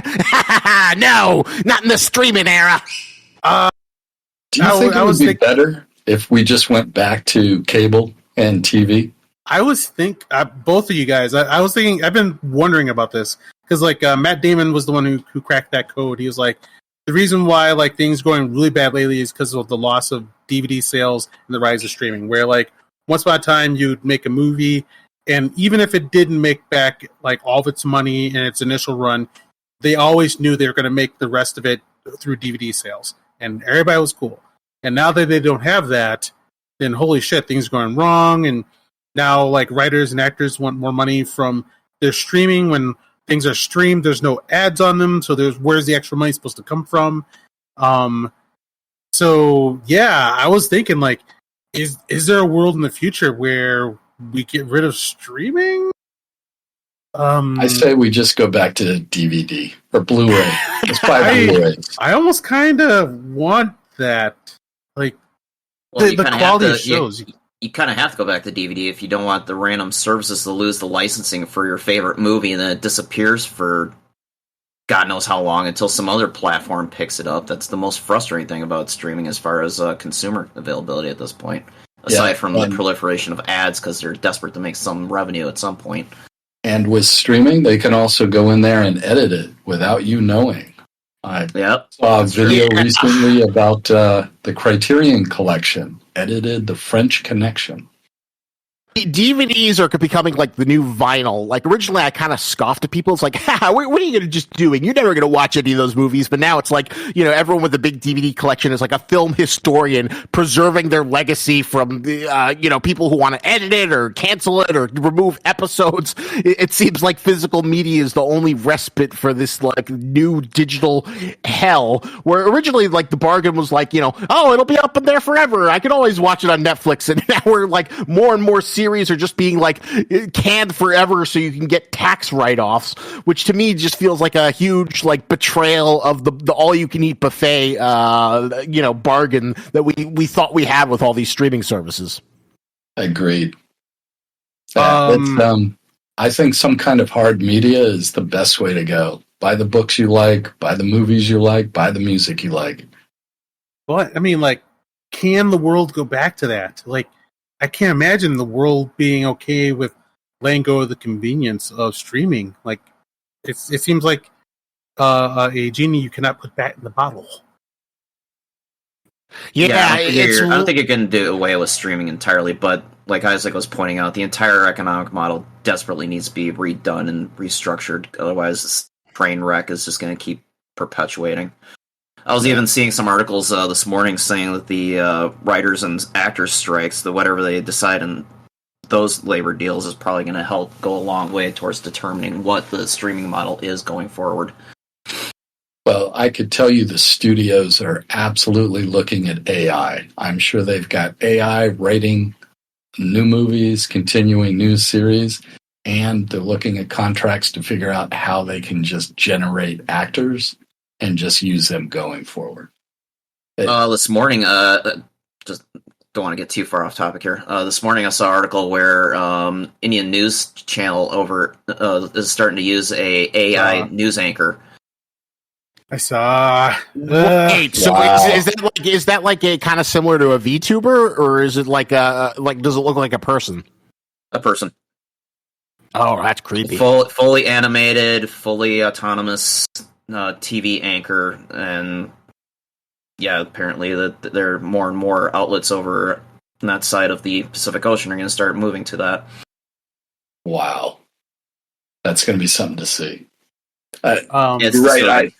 I think we are totally getting off topic. Let's go back to Indiana Jones. Indeed. Another indication of reshoots, I think, was how I call him the Tank Man, the man who's built like a tank. His just anticlimactic ending. The kid.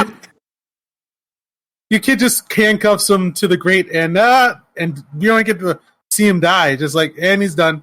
All right, we got him. That was super easy, barely an inconvenience. Yeah. That guy was disappointing. Huge. And he hit Indiana Jones twice, right? Am I remembering that correctly? Because every time I saw him punch him, I'd be like, you would be breaking that little man into multiple pieces. Come on. That guy, linebackers look at that guy and they're like, wow, you're a big dude. Yes. And outsmarted and killed by a little boy. Well, that was always the signature of Indiana Jones, having the signature heavy bad guy that he faces off. The guy who's built like a brick house. I thought it was anticlimactic to he just locks him, and I also thought it was surprisingly terrifying and brutal. Yep. Because that's a terrible way to die. You're just stuck, and all you can do is just drown as you try and rip your arm off. Yep. Hey kid, how do you feel about you just killing a man? You good? Oh, you're fine. All right, keep it going. Well, that's when we go back to being James Mangold movie. Hey, random murder. Woohoo! Which is fine for all of his other stuff. It's weird because Red Letter Media had a really good observation when they did their Plinkett review of Crystal Skull that Indiana Jones murders people. That is what he does. It is intrinsic to his core character. We love to see it because they're all bad guys and it's a pulp adventure and bad guys are dispensable. I guess the deaths here felt a little bit more less dying in a pulp fiction or a pulp scenario where both sides have kind of have this unconscious agreement that they're in this world versus people who are just kind of random civilians and they get shot as casualties of war. Maybe that's the tone that kind of separates it. Yeah, and that's definitely the vibe I got, and I didn't like it. I was like, this is completely out of place for this film. It's taking out innocent people. One thing I'm kind of curious, of war, as you said, it's no bueno. Yeah. If Indiana Jones was James Bondified, would Chris Pratt be heresy, or would he be right on the money? I think in a normal world, he'd be right on the money. In a world that you talked about in your video about everybody hates Chris Pratt, it would be heresy and suicide. Because now we're all supposed to hate him for reasons, but he is a really good adventurer. I think he's 10 years old too now. 10 years old, old. 10 years too old now. Wow, that was hard to get out. 10 years ago, I would have absolutely cast him as Indiana Jones and would be 2 films in on a new trilogy. Now, I think we got to find someone, or Hollywood needs to find someone in their early 30s. Oh, wow. You're right. I didn't realize he was 44 years old. Yeah, he is kind of put on some mileage, but you're right. Late 20s, early 30s is the sweet spot for Indiana Jones. And just out of curiosity, did any of you guys ever see the Indiana Jones Stunt Spectacular? And I forget it was at Universal Studios or Disney World. Did not, but recently rode the Disneyland Park ride. I just remember seeing it when I was a little kid and getting a kick out of it, seeing him. I always find those stunt spectacular things really interesting, where they just have these little stage shows, but they're all filled with all these kind of stunts, and then they have the whatchamacallit stuntmen come out after it to kind of walk you through it and say, this is how we do it in the business. Oh, and I think the Indiana Jones sounds like a lot of fun. Jones Stunt Spectacular, I think it still runs to this day. I could be wrong, but I know it's one of those attractions that they had for 30 years. Oh, geez. Yeah, I wish I'd seen it. I probably will try to next time I'm near a Universal Studio, which, yeah, I guess I just never seen because I went to Universal Studios not too long ago, and I don't think I saw anything for it. Is it only in Florida, or is it in California? I'd only be in Florida. I'd have to double check for you. But I just thought it was like an interesting. Oh, it's all right. It's only at Walt Disney World. Oh God! It opened in 1989. Still going? But like, it's funny. Like, to add like a little bit of a. I'm reading this book called Disney Wars. I've talked about it before, and like, you know who one of the big producers or executives who greenlit the first Indiana Jones and like kind of started his career? It was Michael Eisner. All right, that was the guy who greenlit it. Yeah, he was like the producer of Paramount. Well, you know, Michael Eisner was the greatest, the infamous head of Disney, one of the most controversial and most influential company presidents of all time, constantly mocked, led to its downfall, but also its like greatest success. When he was at Paramount, he wrote this letter saying that like, films, we're just too much bloat. We're paying actors too much. We got to get back to the basics, doubles and triples. We got to make competent films. That's why Indiana Jones hit. We didn't go over budget. We didn't spend exorbitant amounts to vain movie stars. And it's kind of funny to see that, like, all of his warning shots of what made the first Indiana Jones were, like, completely disregarded for the final one. And I think it's a lesson for people to learn, to return to pulp, return to spectacle, return to grounded, cheap filmmaking. Like, I hear there's that movie that's supposed to be really good, Sisu, where, like, the Norwegian guy kills a bunch of Nazis. And it's brilliant. Absolutely brilliant. Highly recommended. All right. It's like it's not often you can see a movie where a guy throws a landmine at a Nazi and just nukes him. Ooh. So all right. I'm sure that like Sisu was made for like $10 million or $5 million. Well, let's get back to that. Let's get back to basics. Let's let India. That would be amazing. Harrison Ford's probably never going to do it again. But $6 million. Yeah, can you imagine like the $10 or $20 million Indiana Jones movie? I wish. I bet it would. Forcing it would be amazing into limits might make for better movies.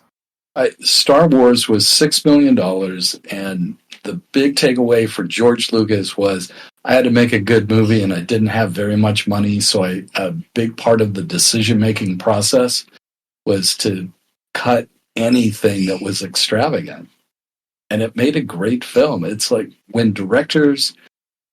Peter Jackson, Lord of the Rings. The plan was to only do 2 films, and it wasn't until the first film came out that they said, "Yeah, we should probably do 3 films."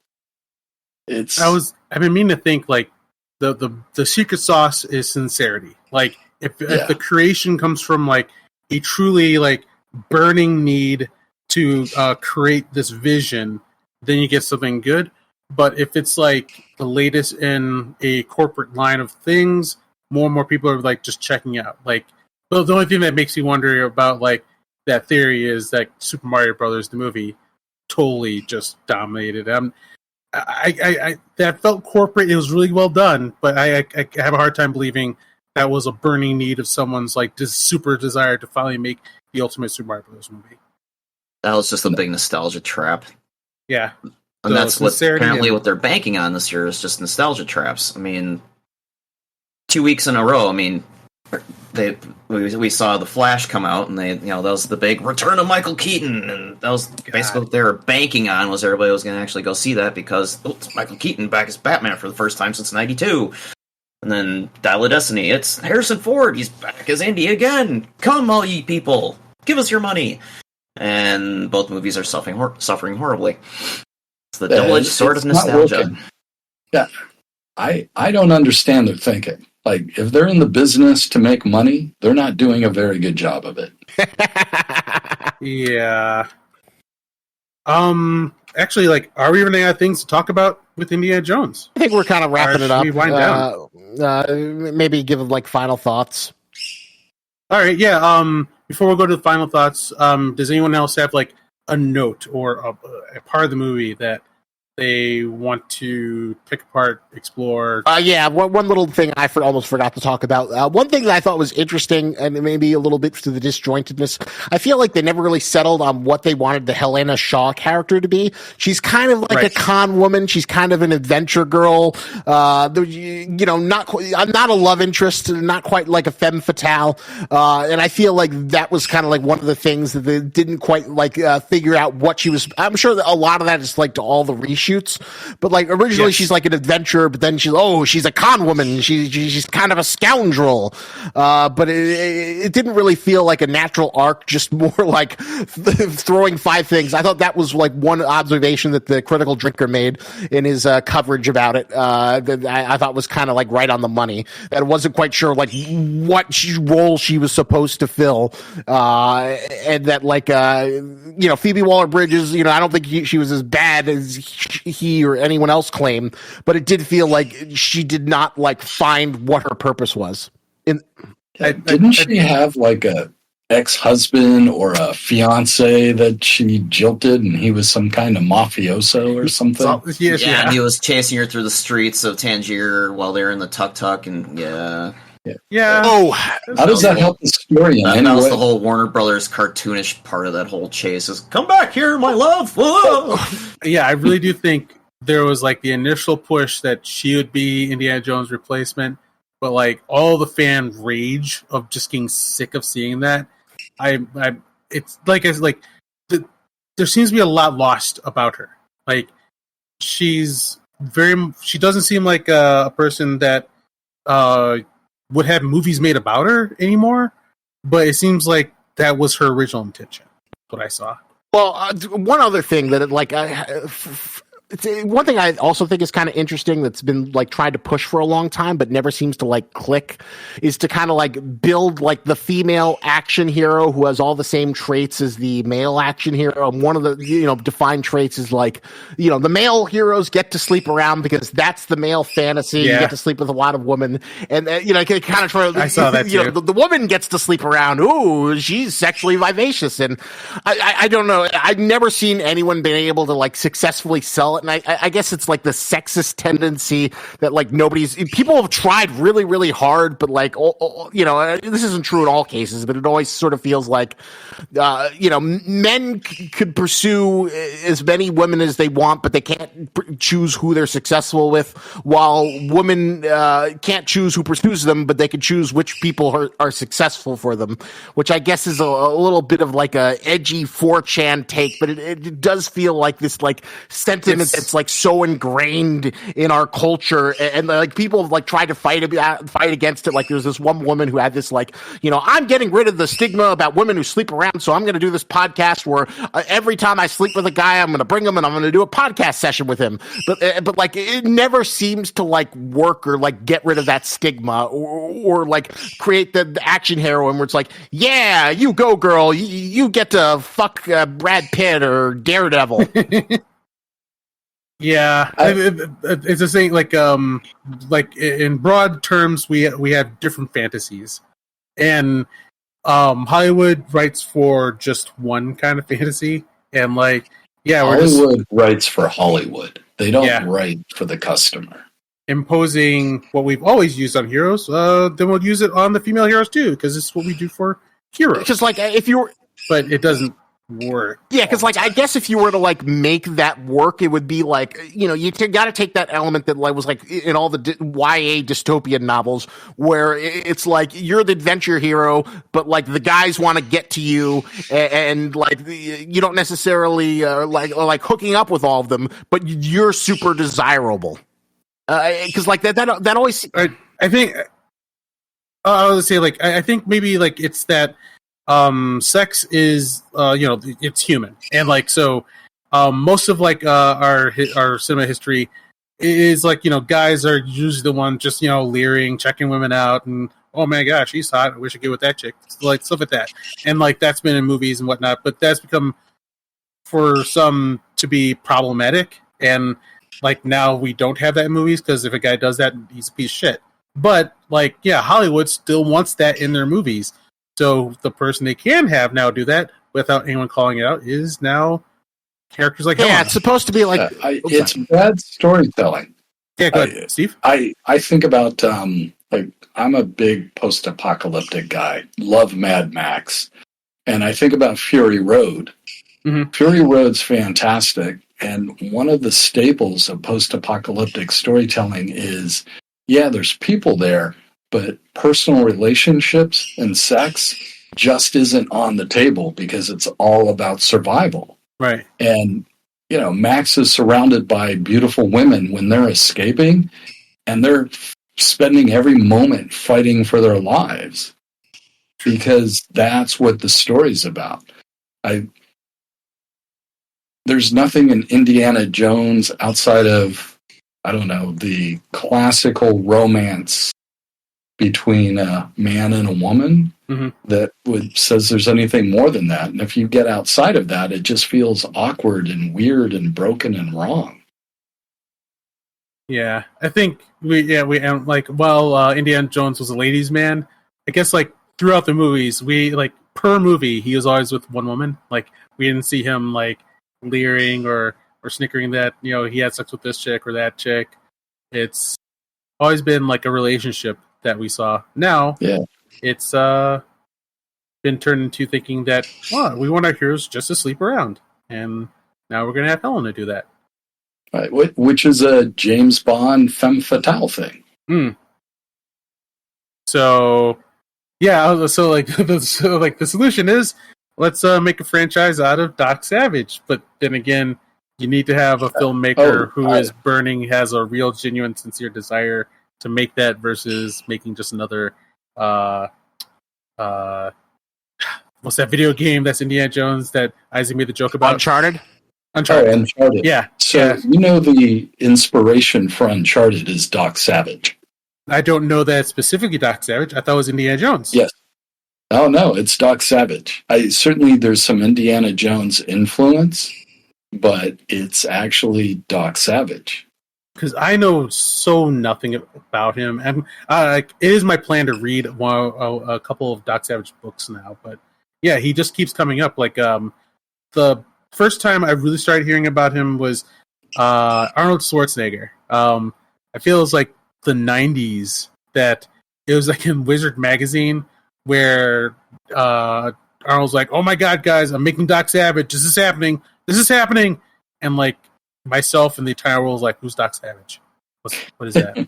I think The Rock was tied to it. Dwayne Johnson was supposed to do it about 10 years ago. Whatever the script is, I guess it's good, but no one wants to finance it. Looking at some pictures of him, he looks cool. He looks like a fun guy. And he's super smart. It's official. Hey, I'm looking through, I do a Google search, and one of the headlines is, "It's official, Dwayne is Doc Savage." There you go. From what year is this? 2016.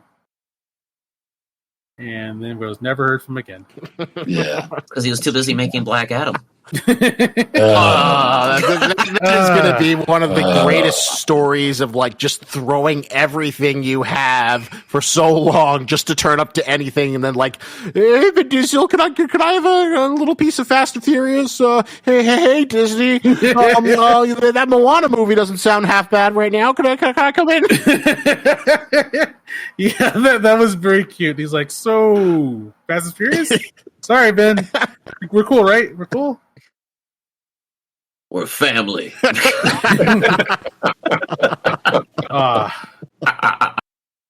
for the Emilio. Welcome. All right, so yeah, let's see. I guess the last thing, not a final thought, but a final note of like how to handle these characters. Terry Matalas, I think he said it best, and he understands how we want to see our characters go out. He said that like you want to believe like these characters you love the last thing you want to see of them is go off into the sunset, so that in your heart and mind you know all the more adventures they're still having, and you can decide for yourself like where they end up, if they ever end. They just never ending adventure. So that's how like his approach to Picard season 3, where the heroes come back, they get to have their adventures again, and while they're all retiring, they're still themselves and can still probably capably handle more like, adventures still if they wanted to. And that's what would have been nice for Indiana Jones. Like, I just want to see him still be a smart, sharp professor. And, like, even into his old age, maybe he's still researching adventures. But, man, like, it's on that personal level. Like, Harrison Ford wants to turn the lights out on Indiana Jones, be like, that's it.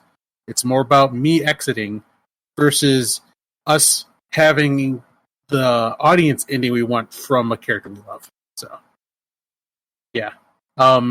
Any other points we should be touching on before we do our final thoughts? Did you want to touch on Tomb Raider and Phoebe Waller-Bridge? Yeah. What is there to say? Like, from the sound of it, when she's on her own doing what she wants, she does great work. So it's possible it might be good. Right. I think it's a good fit. So Lara Croft is a anti-hero. She's selfish. Mm-hmm. She steals treasures to put them in her house. She doesn't put them in a museum. She's a femme fatale. She likes adventure. She's not interested in relationships.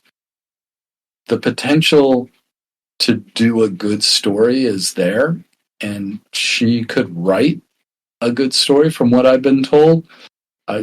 My only cause for concern is when she talked about Lara Croft's figure and how she was concerned that Lara is well endowed and that could be an issue and hard to squeeze between rocks. And what that said to me is like, well, you've obviously never gone rock climbing and squeezed between a rock, because no one I've ever seen or met that was well endowed had an issue. So that one kind of set me off. I went like, look, the whole point of Lara is she is unattainable, and she lets you know she's selfish and she's greedy, and occasionally she ends up doing something that helps out a lot of people. Anyone? My only fear. Sorry, real quick. It's really short. My only fear for it is like it's from the studio that brought us Rings of Power and Wheels of Time. So there's gonna suck. Yeah. Yeah, never mind. I take back everything I said. Who knows? Maybe something this time. The Wheel of Time was so bad. I went and I bought the paperback again and I reread it so I could get the bad taste of that show out of my mouth. Please tell me you actually did that. I did. Wow, dude. Yeah, no, that show is so bad. Adaptation. I had to go get the book because I read it back in the 90s and I was like, yeah, this is going to be awesome. Wow, this is awful. That show. You read all 20 books? No, I actually got to 5 or 6. I listened to 7 and 8, and then I gave up because they just repeat. Like the first 3 are your classical adventure.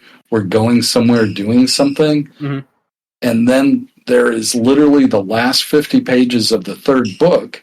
He got the call from the editor who said, we need 6 books, and changes direction and starts telling this expansive story. Whoa, introduces 100 new characters, and I stopped caring. That's what happened? Like, it was supposed to be 3 books? I heard that he, didn't he also... started as 1 book.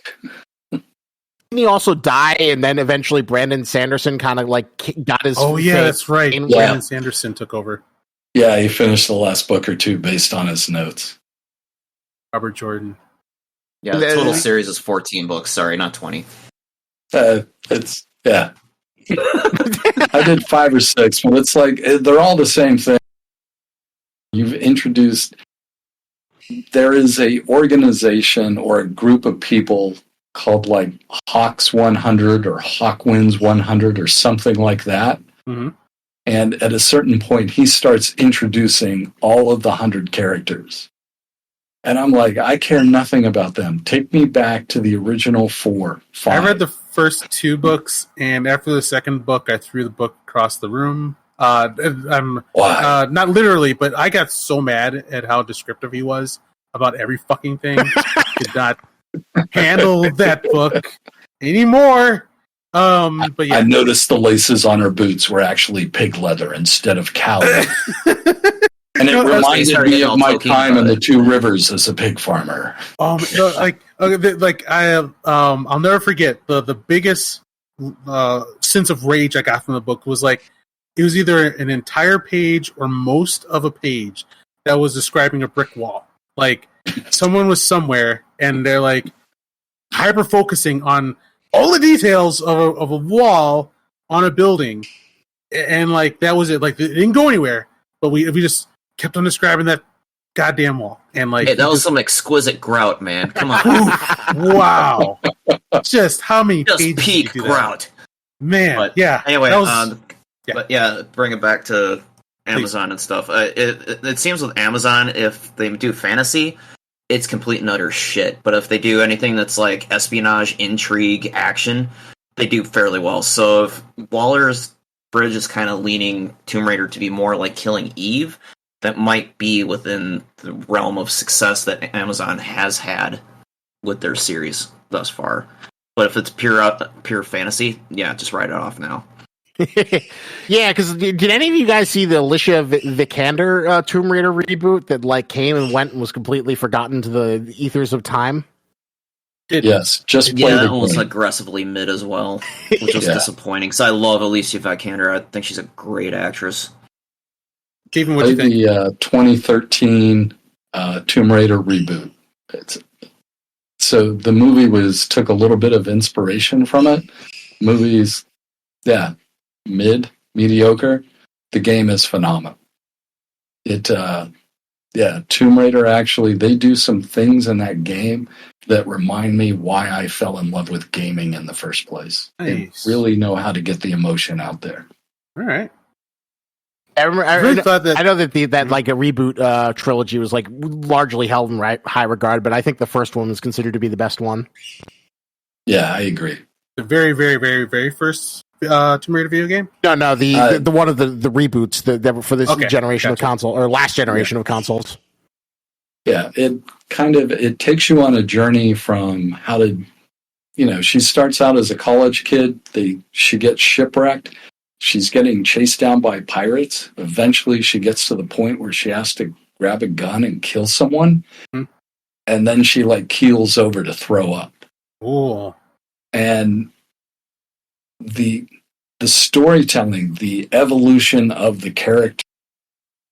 Yeah, I'm just a college kid who knows a lot about this to, oh my God, now I'm a full-on survivor, fighter, traversing, doing all this stuff is really good. I think the game's probably like 20, 30 hours. I take my time when I play that. I'm a sightseer. But yeah, I really recommend it. And that's probably 10 years old now. Yeah, you can get it for like $5 or something.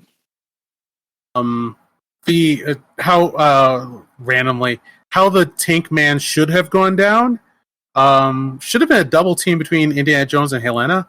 And like my version, like it turns into like a timed punch, almost like kung fu sequence where Indiana Jones punches, but it's not enough, and the bad guy looks and gets another hit from Helena with a pipe, and he's like, "What?" And then another punch comes in, and they just kind of like start flowing together as they both just start hitting him at the same time until they take him down. Well, that's how you take it on a Tank Man. Well, the like shonen, Japanese storytelling would be like to introduce two things that they're good at, and that they can compensate for each other, and then in that fight you'd showcase like Indiana Jones compensating for noticing his surroundings, and Helena is a little bit more nimble because she did gymnastics, so she's able to, and then somehow using their both combined strengths and earning respect for each other. That's how they overcome him. Versus, but I guess that would have been more awesome. Yeah, that would have been really cool.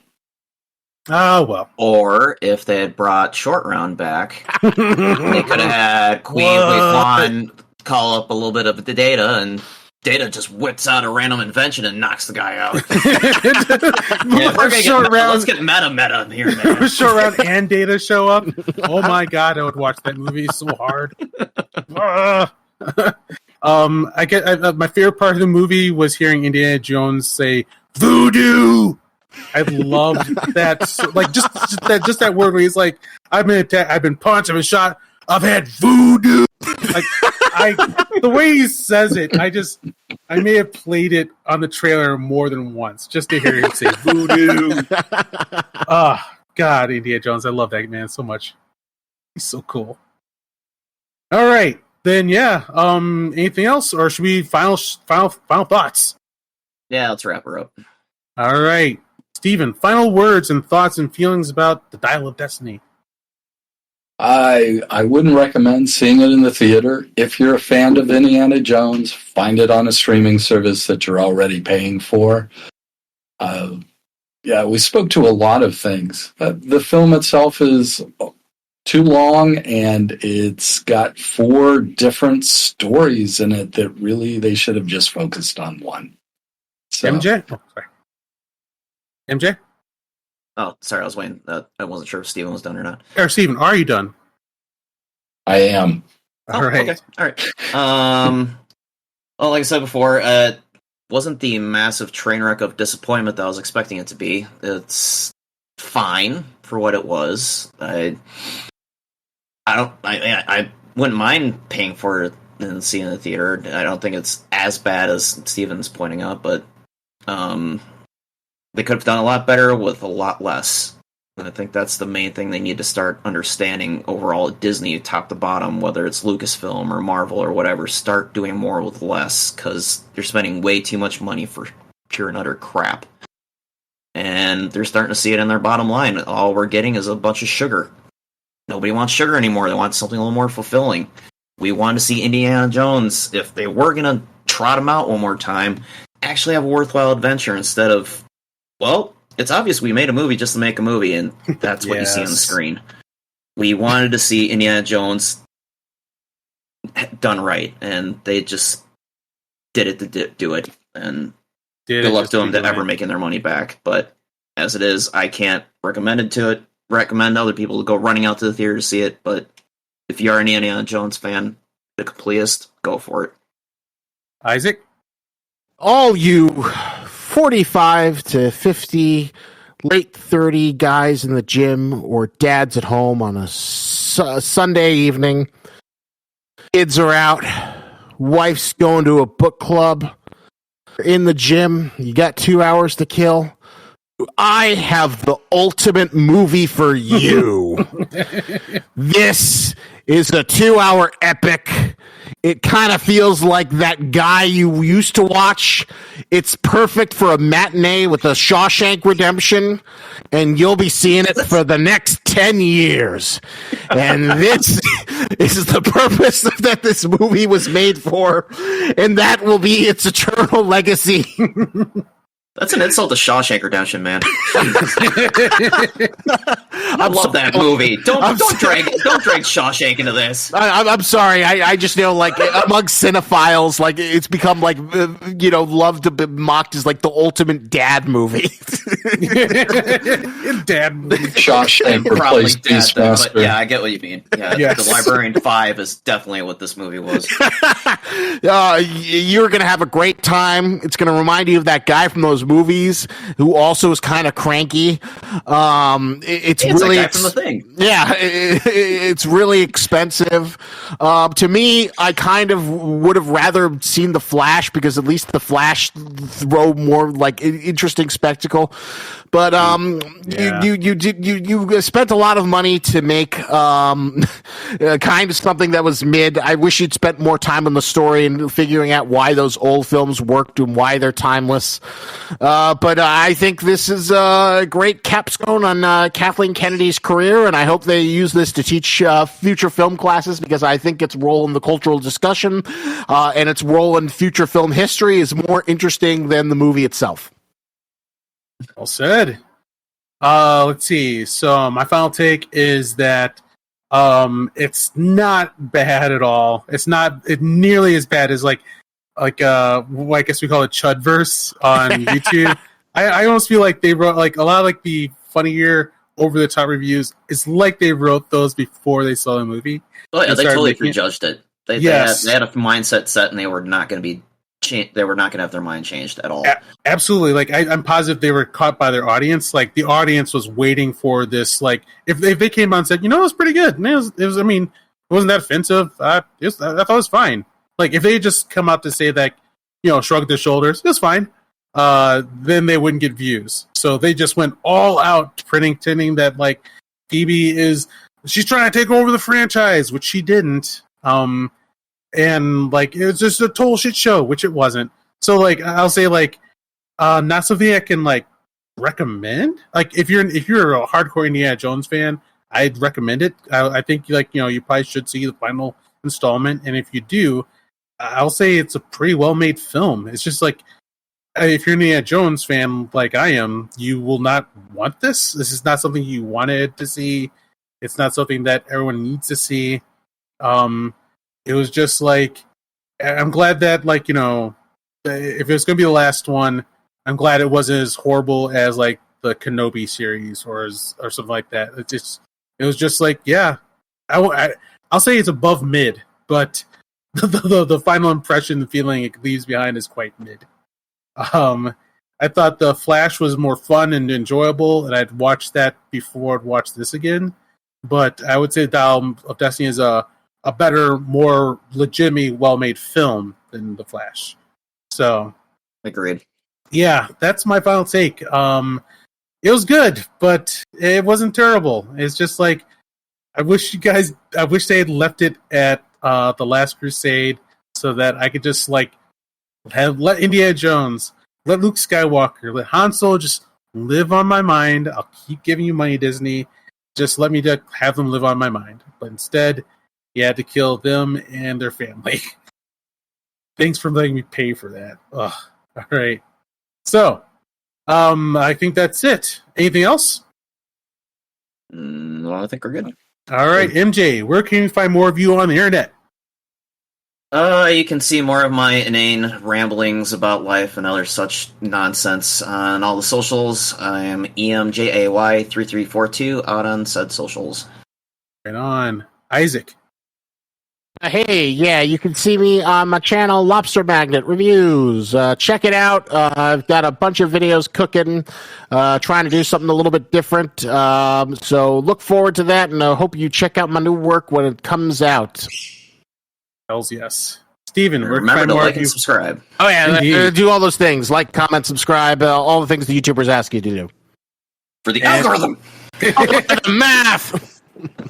Algorithm! Math! Algorithm! Math! I do hope you eventually see that terrible Transformers movie, just so you can see why I love that clip so much. Oh, just wait. We'll have plenty to talk about for Geeking On. But anyway, Steven, where can we find you? Yeah, Steven Danelli. So I'm on ArtStation. I don't do social media.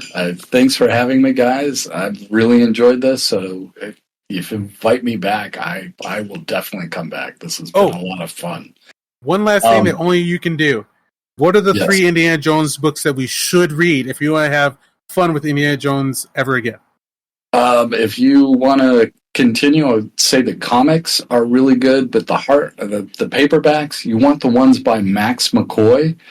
And I can't remember if Max did the one Indiana Jones and the Hollow Earth, but that's probably my favorite. But Max McCoy used to write a lot of Westerns, and I thought he did a great job with Indiana Jones.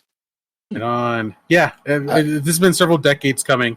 Because you recommended these a long time ago. I've been meaning to, and now 20 years ago. Yep. Now I think I got some time on my hands to finally read Indiana Jones. Indiana Jones had a comic book series from Dark Horse in the 90s. The big ones are Indiana Jones and the Fate of Atlantis. Fantastic comic. Should have been made into a movie. Indiana Jones and the Spear of Destiny. That one's really solid. And then they do a Cthulhu one. I think it's Indiana Jones and the City of the Gods. Ooh, all 3 of those. Oh my God, is that the comic? Fantastic movies. Yes. Yeah, the Dark Horse comics from the 90s. I don't know where you'd find them nowadays, but they were all good. The golden age of Dark Horse. Yep. Yeah. I would like to see Indiana Jones have a Cthulhu encounter. Yeah, it was a great story. I think they find some kind of like lost city in Greenland somewhere, and it was short. Oh, wow. It takes me back. I don't remember the details. I just remember asking myself quite a bit, why don't they make new Indiana Jones movies and use the comics? Because they're great stories, well written. Paperbacks were good too. I'm going to guess because no one knows they exist except for us. Well, just to add to that, like one thing I always despise about like current Hollywood, and what Kevin Feige did really well, is like, you know, we're better than the comic books. We're better than the TV shows. We don't need, you know, Grant Gustin's good enough for TV Flash, but movie Flash has to be Ezra Miller. And it's just this sort of like contempt versus like, you know, there's decent stuff you can pillage. You're not so much better that you couldn't like work or find something that like got this to turn it and craft it into like a good narrative.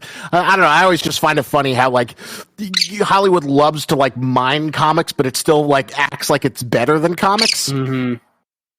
Yeah, and it fails. It's like whenever you hear something about a show and they said, "Oh, they told us not to read the comic or don't read the book," it's like that's a red flag.